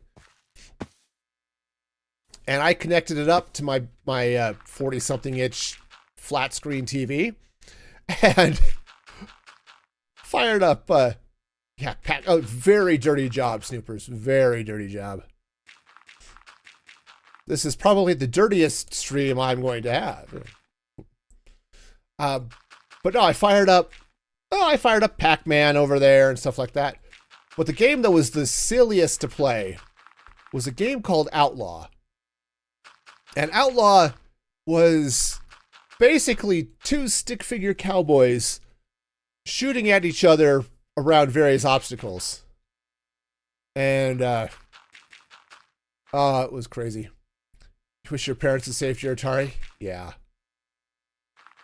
I was actually really excited. There's an Atari emulator that's new box that's coming out. It has HDMI connections, all that fun stuff. And yes, it has digital versions of a bunch of games, but it will also play the cartridges. So if you still have Atari cartridges, you can still play them, which I thought was awesome. And all of my games except one still work. Unfortunately, my copy of Joust no longer works, and I'm sad. Joust was the first game I was able to play. I think the first game really I was able to play co-op with anybody. But my sister and I loved to play Joust because it was co-op. I was much better at the games than she was because I got to play them more. And Joust was a game that we could play together. And it didn't matter if I was better than her or not. She still got to play and have fun. And that was awesome for both of us. So, yeah. Or I was kind of upset my sister sold my copy of Super Mario 2 and 3. I'd love to fire those things back up on my Nintendo, but or get a copy of Super Mario All-Stars.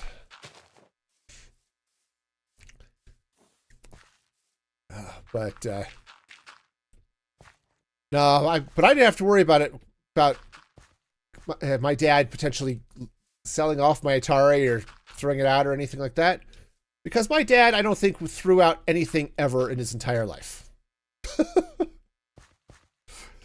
I love my dad, but he was a little bit of a hoarder. Can't even remember what games he used to have. Yeah, see, I can remember because they're sitting up here behind me. I used to have a the desktop background, or not the desktop, the header image for my YouTube channel used to be a bunch. It was basically I actually pulled out a bunch of my games, my Atari games, my old Nintendo and Super Nintendo games, and just scattered them on the floor, complete with my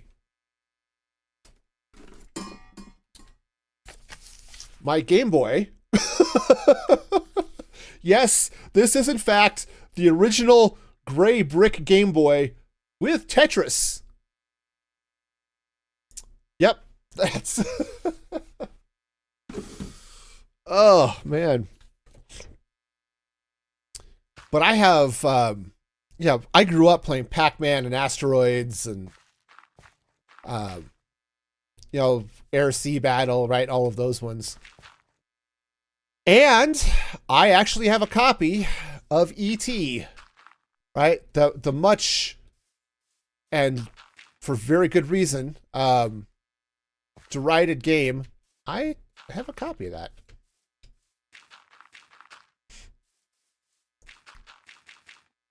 And it's not good. I never could figure out how to actually win that game.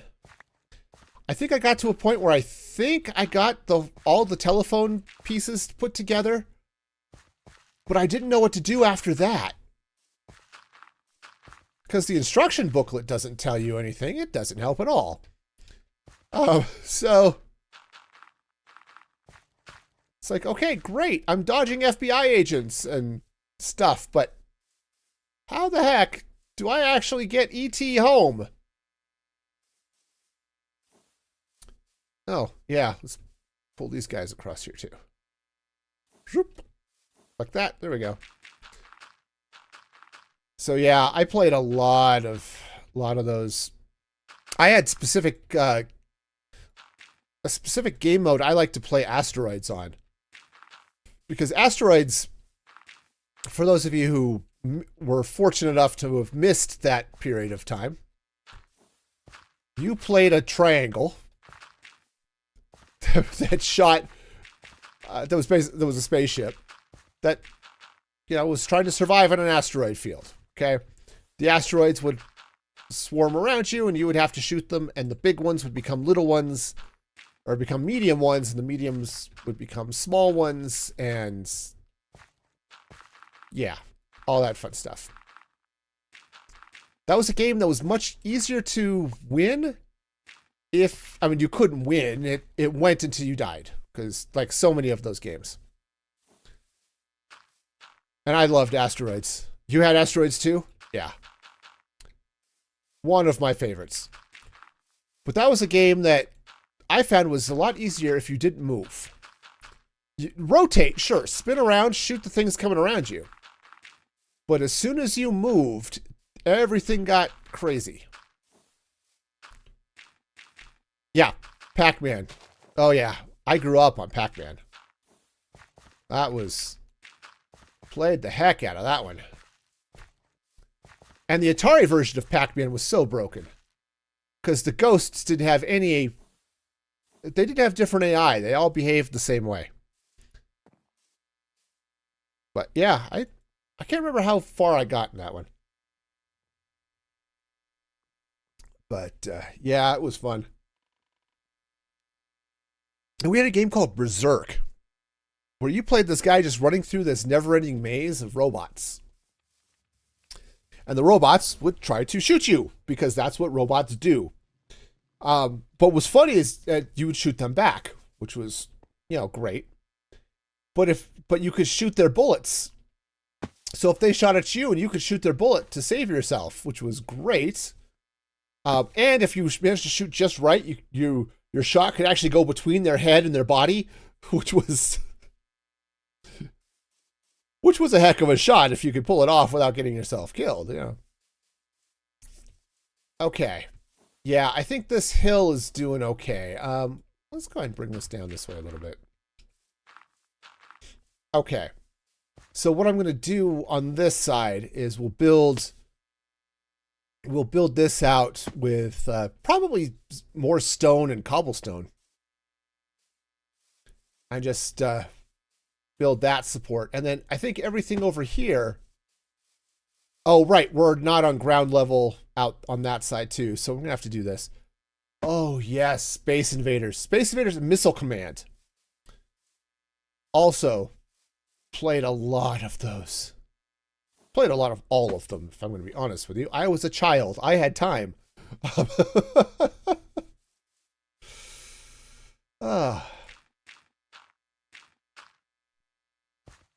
Yeah, but yeah, I've got, let's see. Told you, Marvin the Martian plush.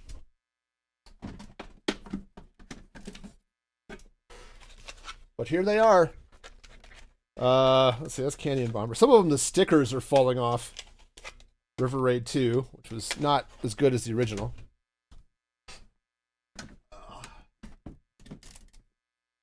Yeah, there are still some others, but there it is. Pac-Man, here. Let's jump over here for a minute. Yep, there's Pac-Man. And, yep, the one, the only E.T., the extraterrestrial. Yep, there's Berserk. You know. Oh. You didn't play a lot of video games as a kid? Yeah, shoot, man. It was video games and books were how I spent my days. And I try to put these away so I can have room to actually play Minecraft. Okay. And put Marvin back. There we go. Have to straighten him out when I get back there. But yeah, it's so yeah, I still have all of those. I have to go back and look. Yeah. To figure this out. You know, maybe what I'll do is let's get some deep slate brick. We'll sort of build out this. And then we'll figure out what the walls are going to do. But yeah, I played the heck out of all that stuff. Oh yeah, we were talking about Looney Tunes earlier. Marvin the Martian was my favorite, still is my favorite Looney Tune character. Oh, scene.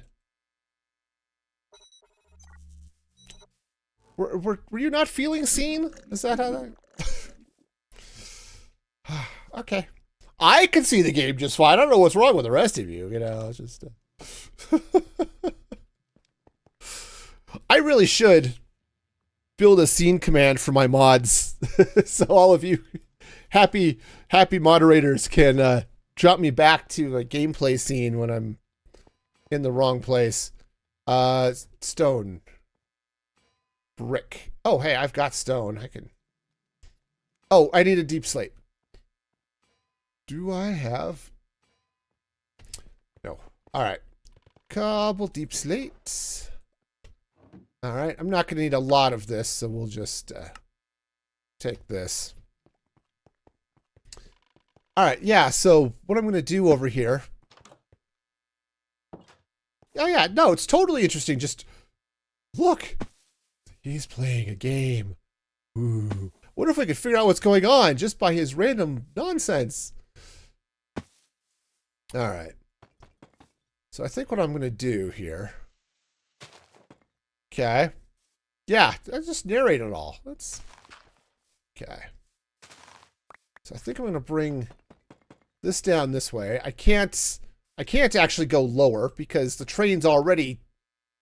Oh, train.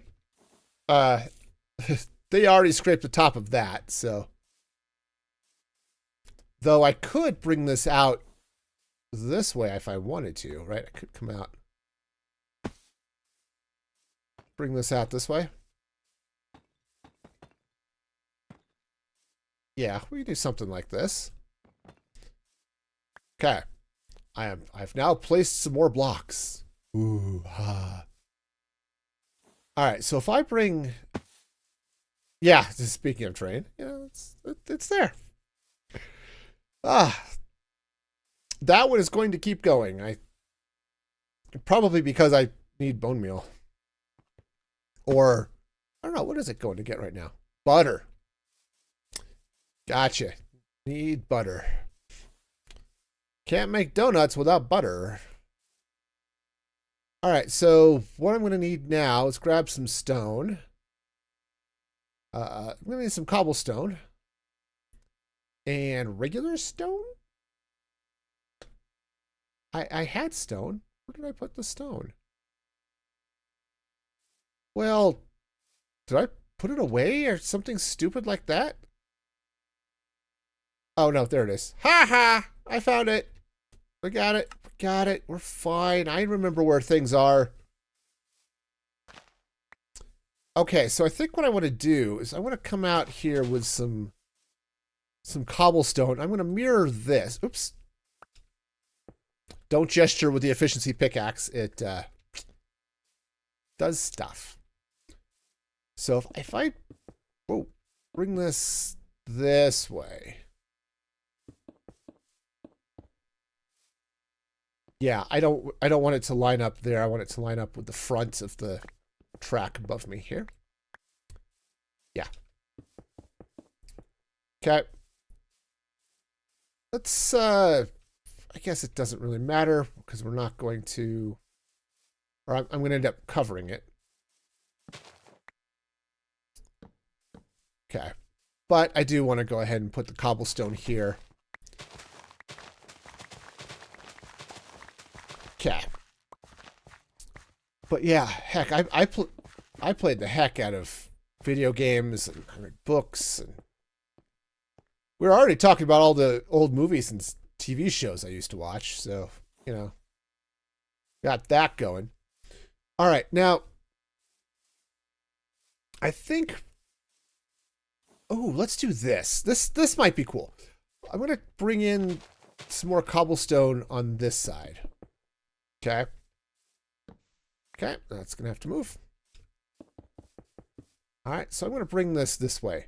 And what I'm going to do is, I'm going to set up kind of some supports in the middle. I might have to do a little bit of something else too, but we're going to at least go this far. Not the dirt. More cobble. Thank you. All right. Do I want to...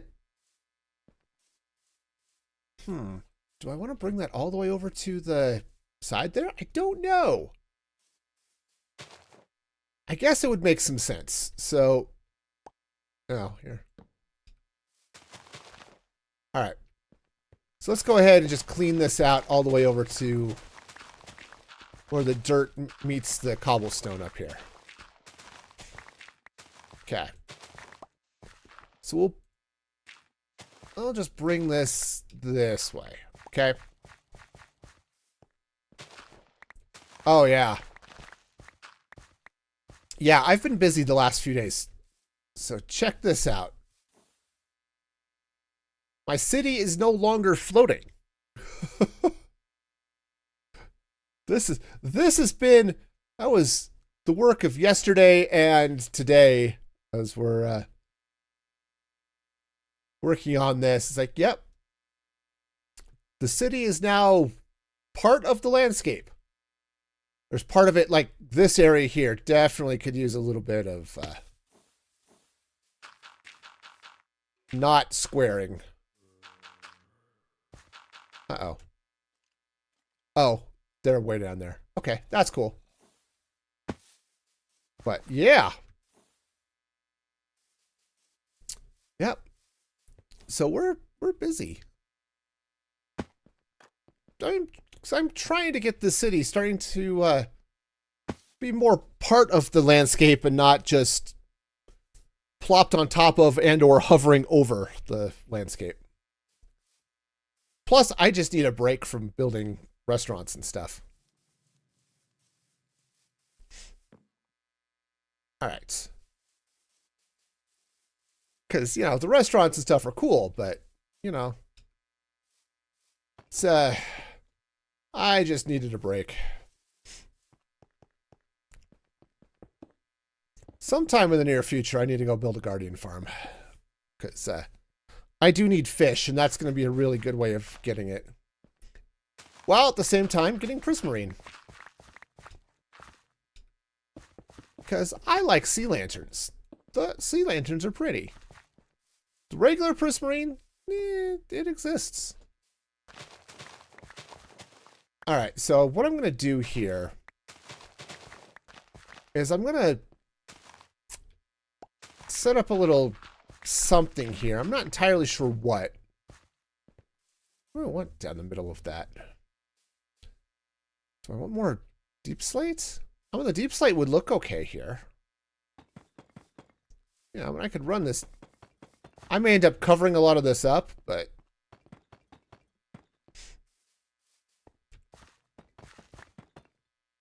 okay. All right. Cool, so that's a thing. All right, so the next thing I want to do is, let's say, how far apart are these? 1, 2, 3, 4, 5, 6, 7. Okay, that's not bad. So if I come out 1, 2, 3, 4, 5, 6, 7.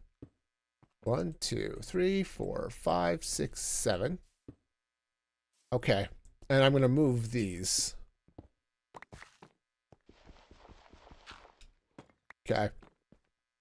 But I like the idea here of setting up some supports of some sort. Okay. So 1, 2, 3, 4, 5, 6, 7. Yep, I can count 7. I'm good at this. 1. Oops. Gesture with the other button.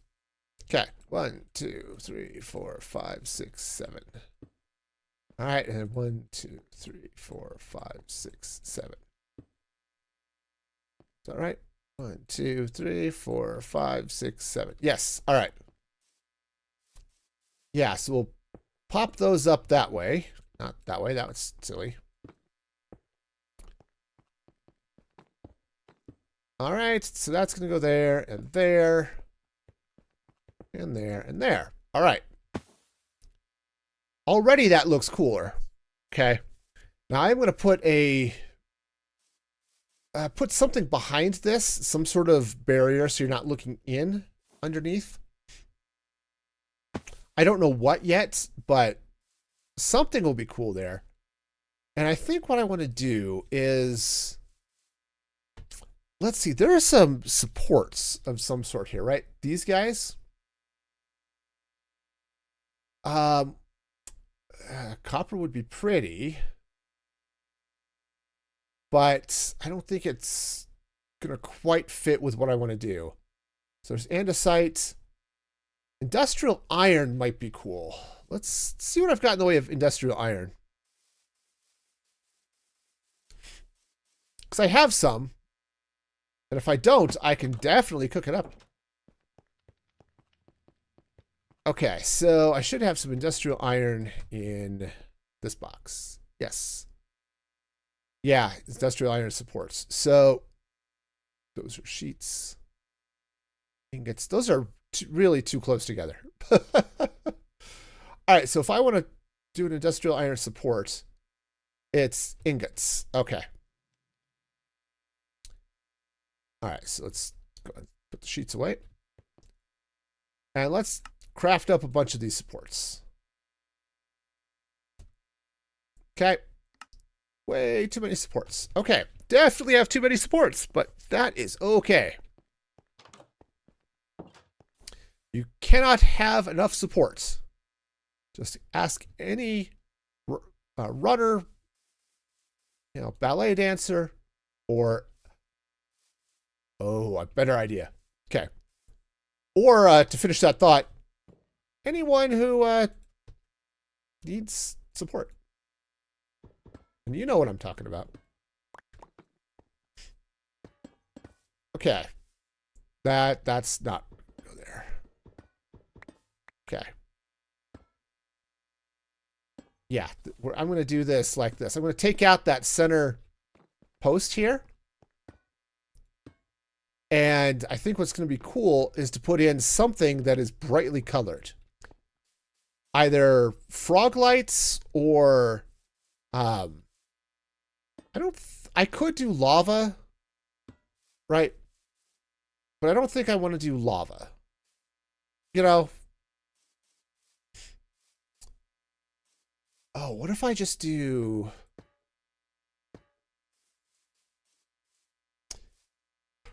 But I definitely want something here just to add some brightness, some color, some pizzazz, right?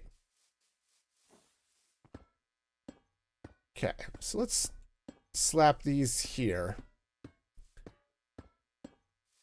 So what would look good? Help me out, gang. What would be a good block to put in the middle of all of this stuff? Right, to replace these cobblestone pillars. What would be good? If it's not lava, then I can do just about anything there. If it's a block. So frog lights. Honestly, what might be good there, and I don't have it, would be resin. So resin blocks, but I don't have resin blocks. Let's see. So frog lights. Because I do like the idea of something there that is lit, right? I could do honey, but I think I'm not entirely sure. Like if I were to put honey in a light block below it, that might be good. I do have some honey, so I can try that. I like green. We'll go with the verdant. But just to be on the safe side, let's also grab some of the pearlescent, or not pearlescent, the ochre frog lights. Okay. Because I think I might... So if I decide to do the honey, putting an ochre frog light under it would look a lot better. Right, so if I were to come in here, okay, throw down an ochre frog light and some honey blocks. Okay. And as I said, I'm going to have something back behind this. So it might not be quite that clear, right? Or I could come through and I could do something like verdant frog lights like that. Okay. That's definitely a possibility. Okay, or what if I were to just use the ochre frog lights? Okay.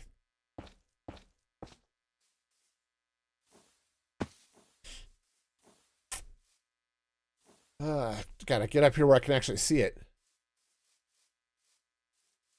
Maybe it'll depend a little bit on what I have behind it. The verdant frog lights, I'm actually kind of not happy with because they're blending into the grass too much.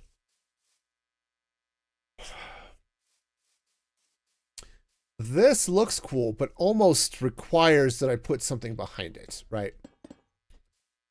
So if I throw another support behind it,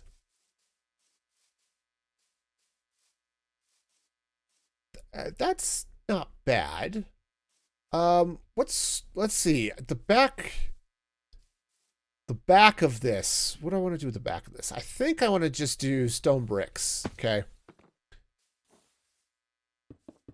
All right, I don't think I'm going to get overly crazy here. I want this to be semi-industrial you know, it's not like overly decorated, but kind of, you know. You like the frog lights? Okay, so which one, Lady Tavona? Do you like the ochre ones or the verdant ones? Because right now I'm leaning towards the ochre. I like the. I see. I love green, and I love the look of the green frog lights, but they just blend in. Okay, let's go ahead and get this. All right, sort of. Got a torch around here somewhere. All right. Clean this out here too. All right, let's. Okay, so yeah, the honey, it's got a cool look, but I don't think it's gonna work for me here. Okay. All right, which means these can go away. All right. So do we hit the ochre frog lights? I mean, there's nothing that says they all have to be one color, right? I could alternate, right? And I could do, maybe let's go get some pearlescent ones. Okay. Here, I'm gonna sleep, and then we'll get some of the purple frog lights. Because I think that is going to... I think that's going to give, one, the extra color, which is nice. But it's going to have that separation from the grass, which I think is a problem right now.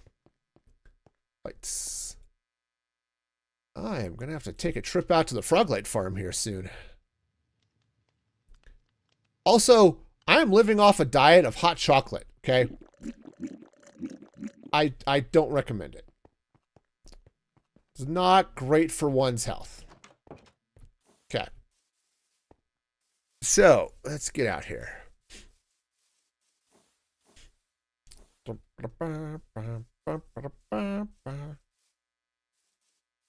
That's the other question. Actually, should I use a different color for the... Instead of the gray brick... Right, instead of this, these stone bricks, you like the yellow ones? Okay. All right, I'm going to throw in some of the pearlescent ones here for a minute. No, the yellow ones are the way to go. I think you're right. I think you're right. Yeah, the green ones...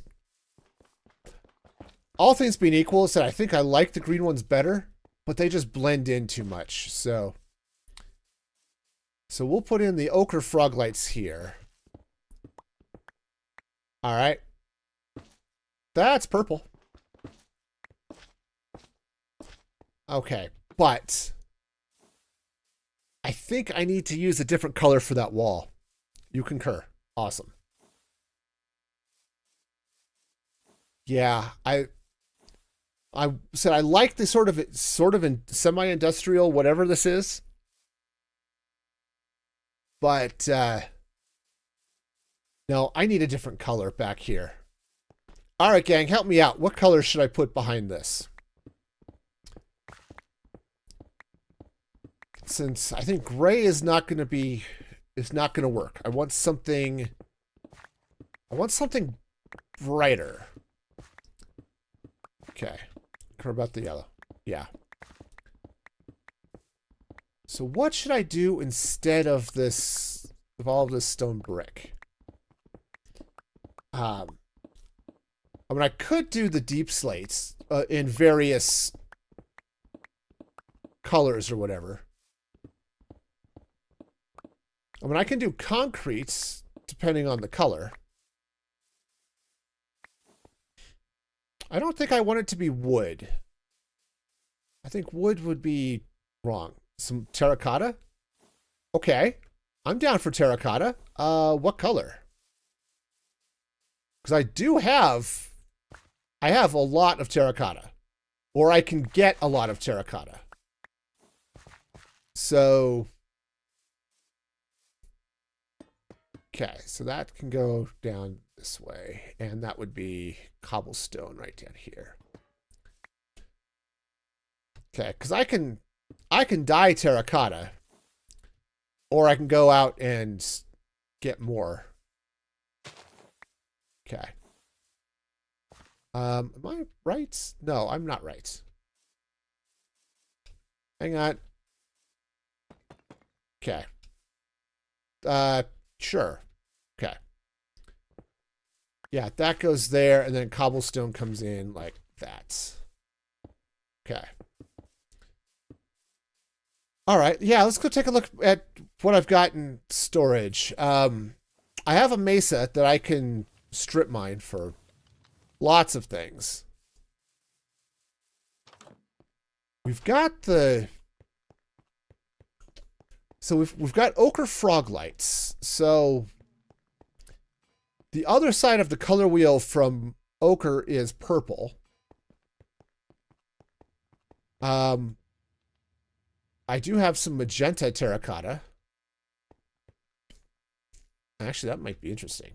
I have blue concrete. And I said I do have a little bit of terracotta that I can dye, but we can always go get more.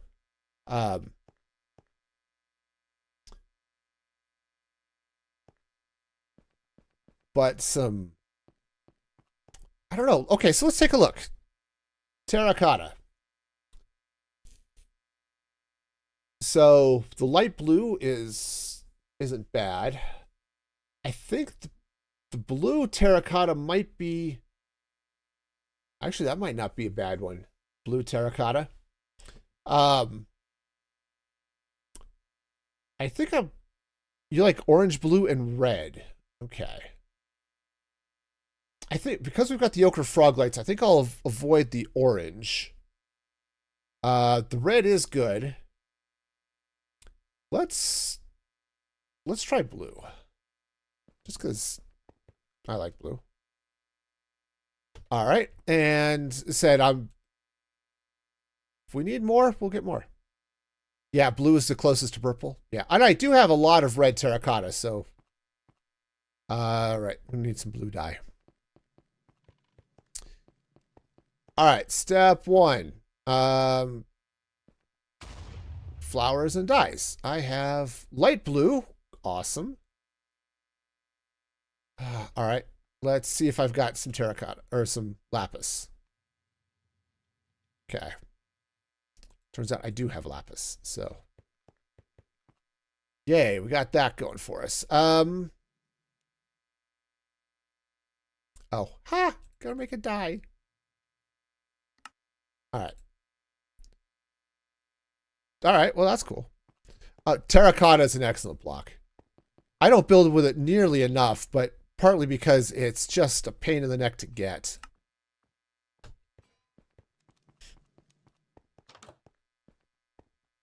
Okay. Now it's a lot easier here in Create Mod, but... Alright, so let's come back here with the blue terracotta, and I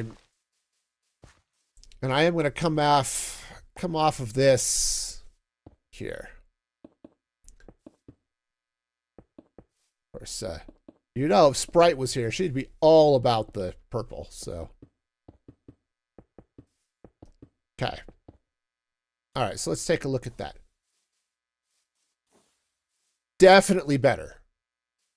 Definitely better. Do you want to try it with the red? We'll go grab some red terracotta. We'll see what that looks like.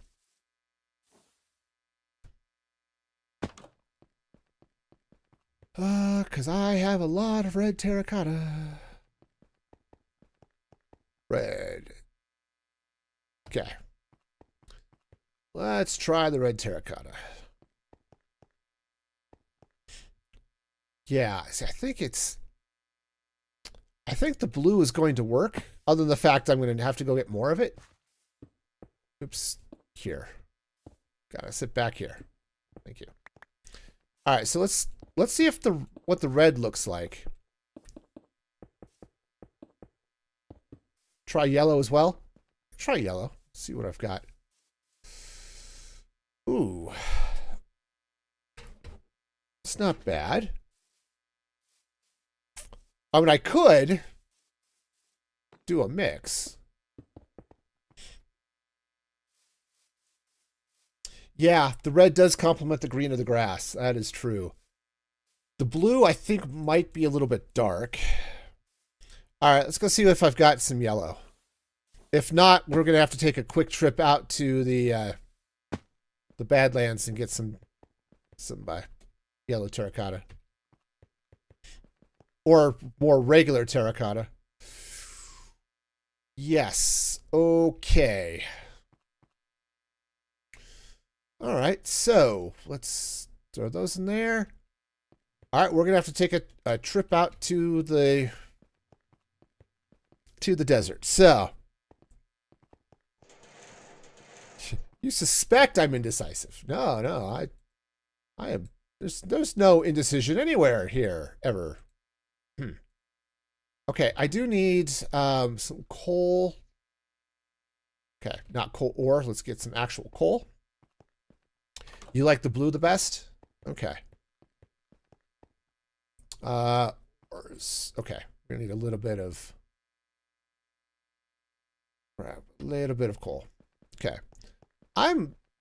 See, I have a hard time with colors. Okay. It's just hard for me sometimes to pick colors. I can't decide if I'm indecisive or not. Yeah, that's fair. All right, Badlands. Oh, Oh, this one's probably the RV park. Yes. Okay. All right. All right, let's have a seat. And away we go. Hop in the RV and, we're off on a ride. It's going to be great. Nice and peaceful. Yeah, nothing weird is going to happen, right? I'm not going to get stuck in the nether or anything like that. It's going to be great. Oh, red light. You can tell because it's sticking through the window. Okay. Nope, it's good. We're totally fine. I need to move those. Kick those back a little bit. All right. Up we go. And okay. We're good. We're good. Hey, what do you know?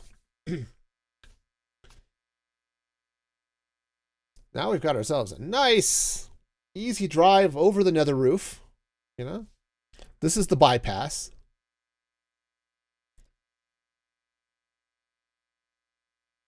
I toyed with the idea of actually building these tracks through the overworld, but ultimately decided not to. Okay. All right. So disassemble the train. All right. Now we can sleep. All right. Oh, look at all this yellow terracotta right here, too. Let's tell you what. Just drop down here. Yeah, somewhere around here. Like, yeah, this is probably fine. All right. Throw up the large drill, and away we go. So we've got lots of regular terracotta, but there's a fair amount of yellow here too. So we'll just mine that up at the same time.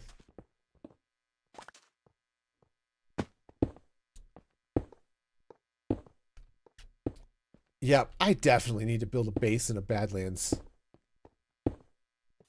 It's just a cool bit of terrain, you know? I don't know what I would do. I'm thinking something kind of maybe a sort of modern type build. But yeah, it would be cool. Yeah, maybe when the next season of Tinker's World starts up, that would be fun to find a good Badlands. Because yeah, I think that would be cool. 'Cause I kind of like building in weird terrain. Oh, look, a spider. Okay, spider, give me a minute to get my axe, okay? I don't have a flamethrower to deal with spiders the way you're supposed to, so. Oh, hi. I'm leaving. Excuse me. All right, didn't mean to interrupt.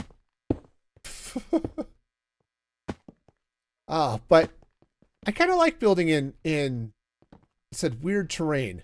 The other place I was thinking would be a pale garden or something.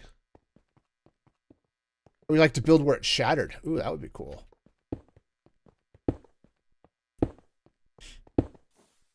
But yeah, stuff like that. It's like you get some really cool.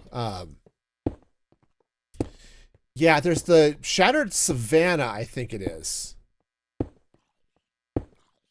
Yeah, come get me. That's right. Yeah, I think it's a Shattered Savannah, something like that. But that's really cool too.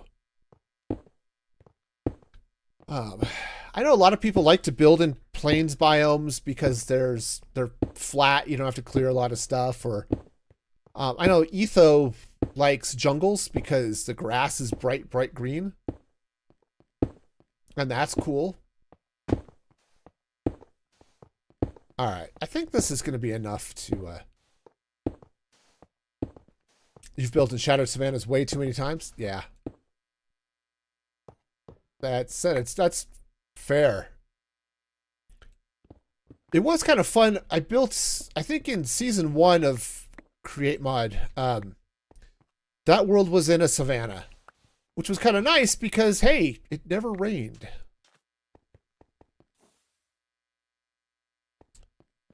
The places with the hoodoos. I don't know what that is. Sounds cool, though. All right. All right. And so let's go ahead and put the RV back together. All right. And head back to the parking. All right. And we're off.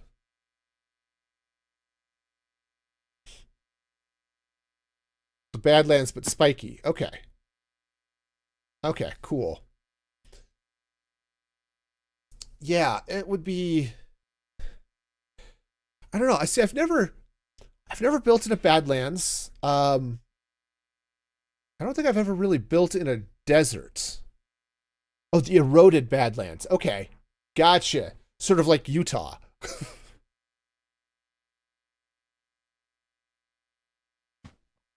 I just hit a horse. That was fun. Okay. Yep, we're good. Whoop. We gotta swing around. Unfortunately, the parking goes one way, so we're gonna bring it in. Bring it in. Okay. Cool. All right. Nice. All right, so let's try this yellow terracotta. Hang on, I'm gonna have to let's unload a little bit here. All right. All right, so we should be seeing lots of stuff. Okay. Guess who hasn't unloaded his drill for a while? All right, let's see if can find where the terracotta is. Okay.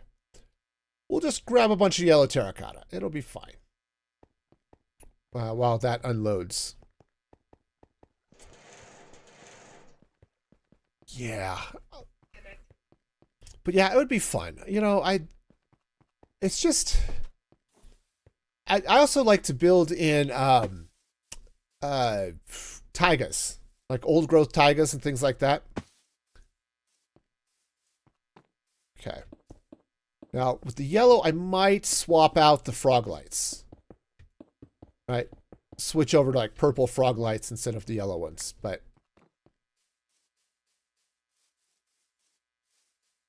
okay, gang. What do we think? Go with the purple or the red or a yellow? They all look good. Because you're right, Snoopers. Terracotta is an excellent block. I actually like. I built a castle of some sort. I think in over on Mandolin's server a while back. That was green terracotta. It's green terracotta and concrete and all that stuff. You know what you think? Okay.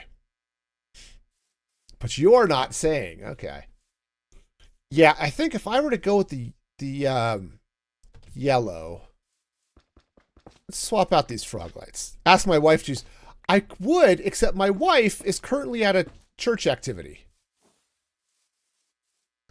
Yeah, the pearlescent frog lights are better in front of the yellow.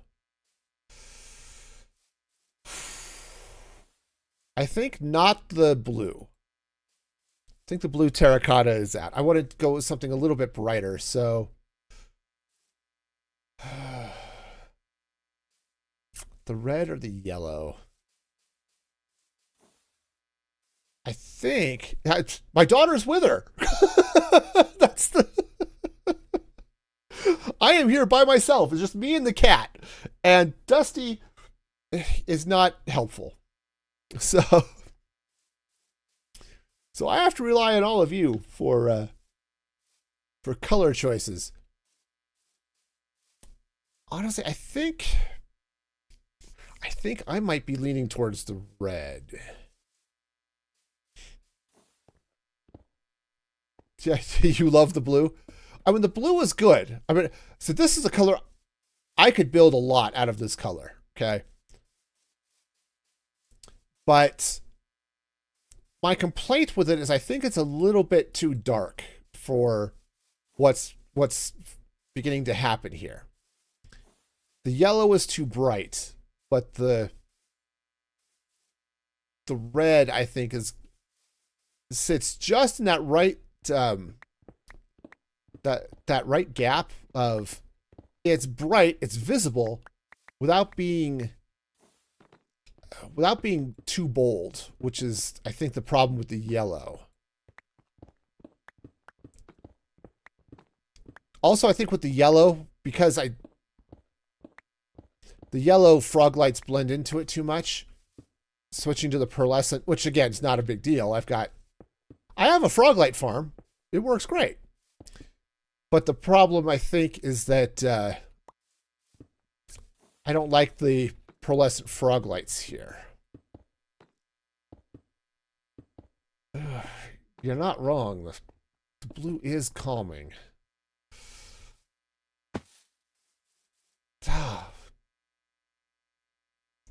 Okay. I do know the yellow is going to go. The yellow is too bright.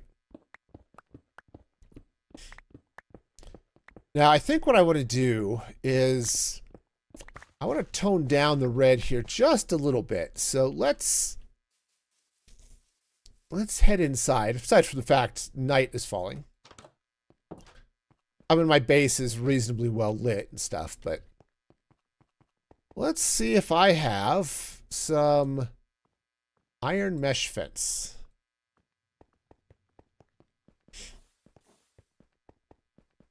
Yeah. See, I was going to go with I went with the gray, right? The stone brick, because it was kind of neutral. That's not what I want. Don't do that. I want to close the doors.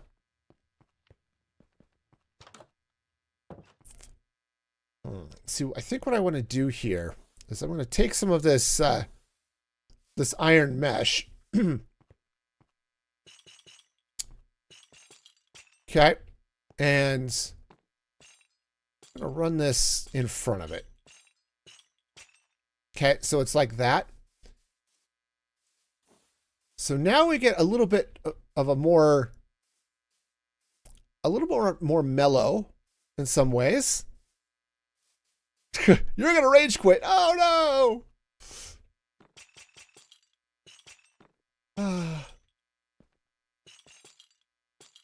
See, I kind of like the fence here. Tell you what, let's rip out a section of this and there, we'll pull out this. Let's put the blue back in and just see what that looks like behind the fence. And let's just see if see how that looks. Oops. Yeah. Okay. Take that out. Okay, we'll just wow, I'm good. I can place blocks. What you didn't know is that he could not place blocks. Okay. Let's take these out, put the yellow ones back in. Okay, and we'll finish. Oh, am I out of frog? I'm out of yellow frog lights? Well, okay. All right, hang on. Go get some more yellow frog lights. I want to get this little section done. Well, there's not a lot to it, but I'd like to get it finished. Lights. Okay. Yellow. All right. You're in a planning group for the next season of Tinker. Okay. You're burned out on Minecraft lately. I get that. Honestly, that's kind of why I stopped playing on Tinker, was I was burning out a little bit, and I needed a change. Not that I wanted to stop playing Minecraft, but I needed a change from vanilla, so that's why I jumped over to Create Mod. Okay. All right, so... Oh, I like that. I like that with the chain link fence here in front of the blue. Oh, I like that. I think I like that better than the red. It kind of lightens up the blue where it sort of tones down the red.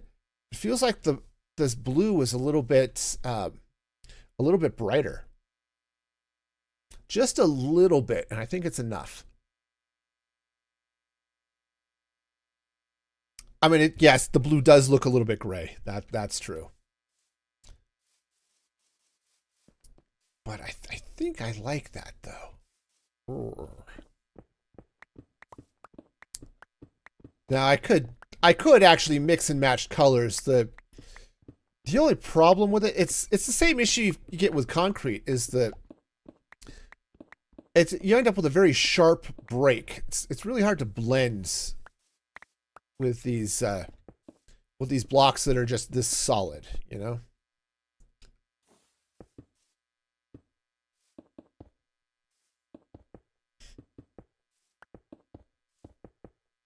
But yeah. Yeah, I can understand though getting burnt out. That's why I've said I had to change to create, because I love Minecraft, but sometimes I just want I have a different approach to Create Mod, kinda. I want to automate all the things. I want to do that in vanilla too. But Create has a different feel. Oops, I'm out of the blue. Out of the blue. All right, we'll get that last little bit of terracotta. And then we'll get this finished. Sounds like people are home. Awesome. Yep. Got plenty of terracotta. You're not emotionally invested? No, it's fine. No, I'm switching to blue for my sake. I think it looks better. Okay. Okay, I have to ask, were there leftover cupcakes or do they all go away? They were pretty good, actually. Nice. It's always a win when there's leftover cupcakes. My my poor wife has been slaving over cupcakes for the last well, pretty much all day, and I ended up making this really tasty light butter frosting that was really good. Okay. All right. I don't know if I'm gonna have enough. Oh, I'm gonna have enough. Sweet. Oh, your daughter wanted to make cupcakes today. Well, you know, she can stay up really late and do that, right? Oh yeah. This is looking nice. Hang on, I need to drink some hot chocolate. Okay. I might put a little bit of something. I think I want to put a little bit of a trap door of some sort in front of those. Take the frosted cupcake, hold the cake. I'm kind of with you on that. Cake is not my favorite thing in the world. But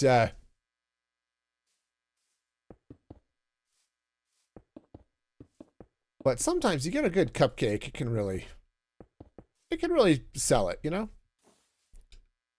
Okay, right, and I'm out of the bricks. Okay, that's fine. All right, yeah, so I've got to finish filling that in. But I like what this is doing. And kind of curiosity, what does this look like? Oh, that's not bad. Maybe hang a lantern or two there. That's true. If I use trapdoors, it won't. See, what I'd like would be, I want something that just covers it a little bit. Unfortunately, I don't think there is such a thing. Right? Because the trapdoors are all big, right? Yeah, and all of the color in the frog lights is on the edges. Most of it, anyway. Oh, there's a cupcake. Yes, see? We've got delicious cupcakes.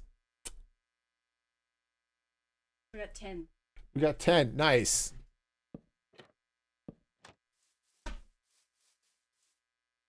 Well, except for the sides. Yeah. Yeah. Yeah, because you'll get the color there. And you can still see some of the color here. I think I want to use a different trap door, but the general shape of that's not bad, though.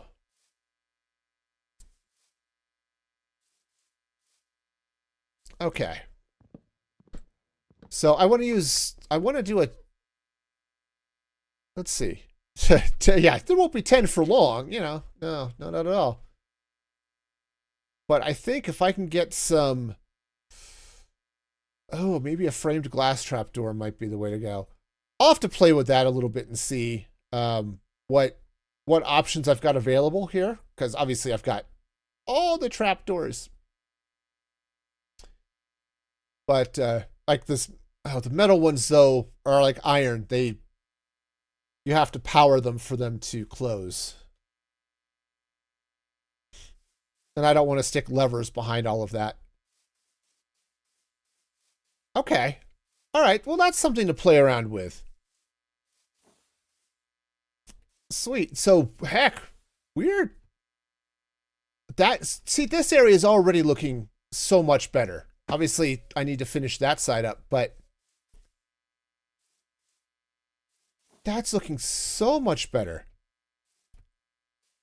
It's one that looks like it's the top of a crafting table. Yeah, it's what is that? Oh, that's blackstrap molasses. Fourth or fifth row. Yeah, because there's basically I can get all of the trapdoor patterns in all of the colors. So Yeah, so like I can get the jungle trapdoor with the chocolate bar look of like the dark oak. Um, and then I've got there's a copper trapdoor here. This one right here. Yeah, I used that. I used that over here.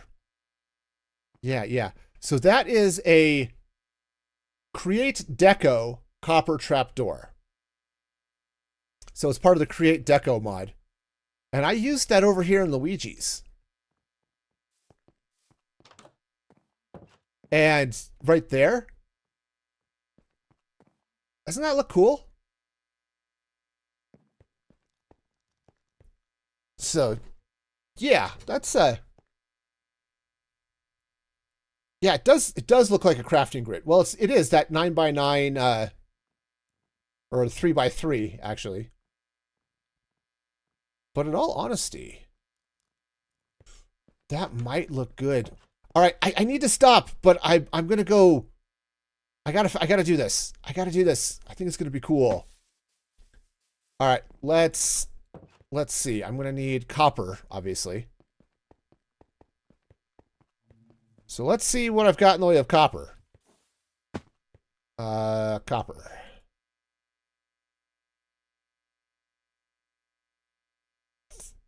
Well, all right, we're gonna have to smelt some.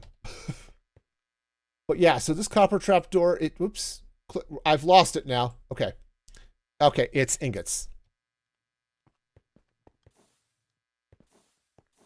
Nice. I think not for my current project. Actually, I think that might. I'm gonna try this. Hang on, I need to smelt some copper. And jeez, I need to do things, and I need to stop. I'd like to go to bed at a reasonable hour tonight. I'm not going to, but I would like to. Yeah, you sit here, wait for your copper to cook. At least this is a heck of a lot faster than using a furnace. Yeah. Okay, let's try some copper trapdoors here. Oh, I can just do these in my crafting. Boom. Yeah, one more thing. Just one more thing. I suffer from one more turnisms, where it's like, yeah, I just need one more turn, just one more turn, and then I can stop.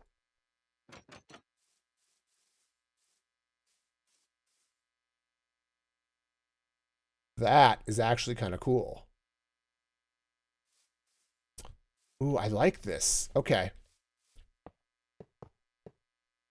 Okay, that one's probably out of place.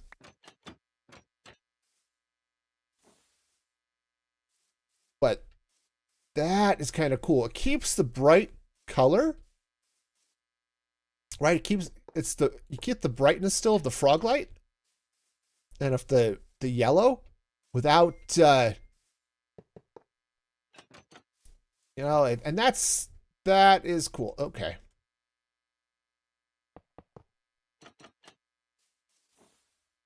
That is cool. I love it. Okay. That. Plus, when you get here with these supports and you get the solid terracotta behind it. Ooh, that just looks cool. All right. We got it. We got it, team. We are good. Okay. I can stop. I can stop, and I can get my screenshots, and I get my thumbnail done, and I can go to bed after I write my journal. So I will eventually get to bed, but yeah, and then we'll finish that over on that side. But oh, I like it. Now what if it was the red terracotta? No, I'm not doing the red terracotta. I'm not going to. I'm not going to tear it out again. But no, I like the blue much better than the red. Because I think the red was just too. The red was too loud. It wasn't gonna be bad, right? If I built this with red, it would have been okay. But I think I like this blue terracotta better. So, all right, nice. Oh, I'm stopping. I'm stopping. I'm stopping. See, look at all the stopping I'm doing. Oh, see, the stopping, it's happening. The screen over the yellow. Yeah. Oh, okay. No, I'm done. But I do want to thank all of those awesome people who are there in the credits, who are supporters over at musicfreegaming.com, because you are all awesome and amazing. Next stream will be Saturday morning, starting at 7:30 U.S. Mountain Time. So I don't know what I'm going to do yet. So we'll see. I'm sure something. I know I ignored you. The yellow. Yes, all of the yellow. No, we're good. I like the blue. We're going to stick with the blue.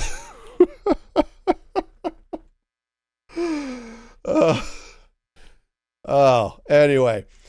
So thank you all for hanging out. So next stream will be Saturday morning. Like, subscribe. You know the drill.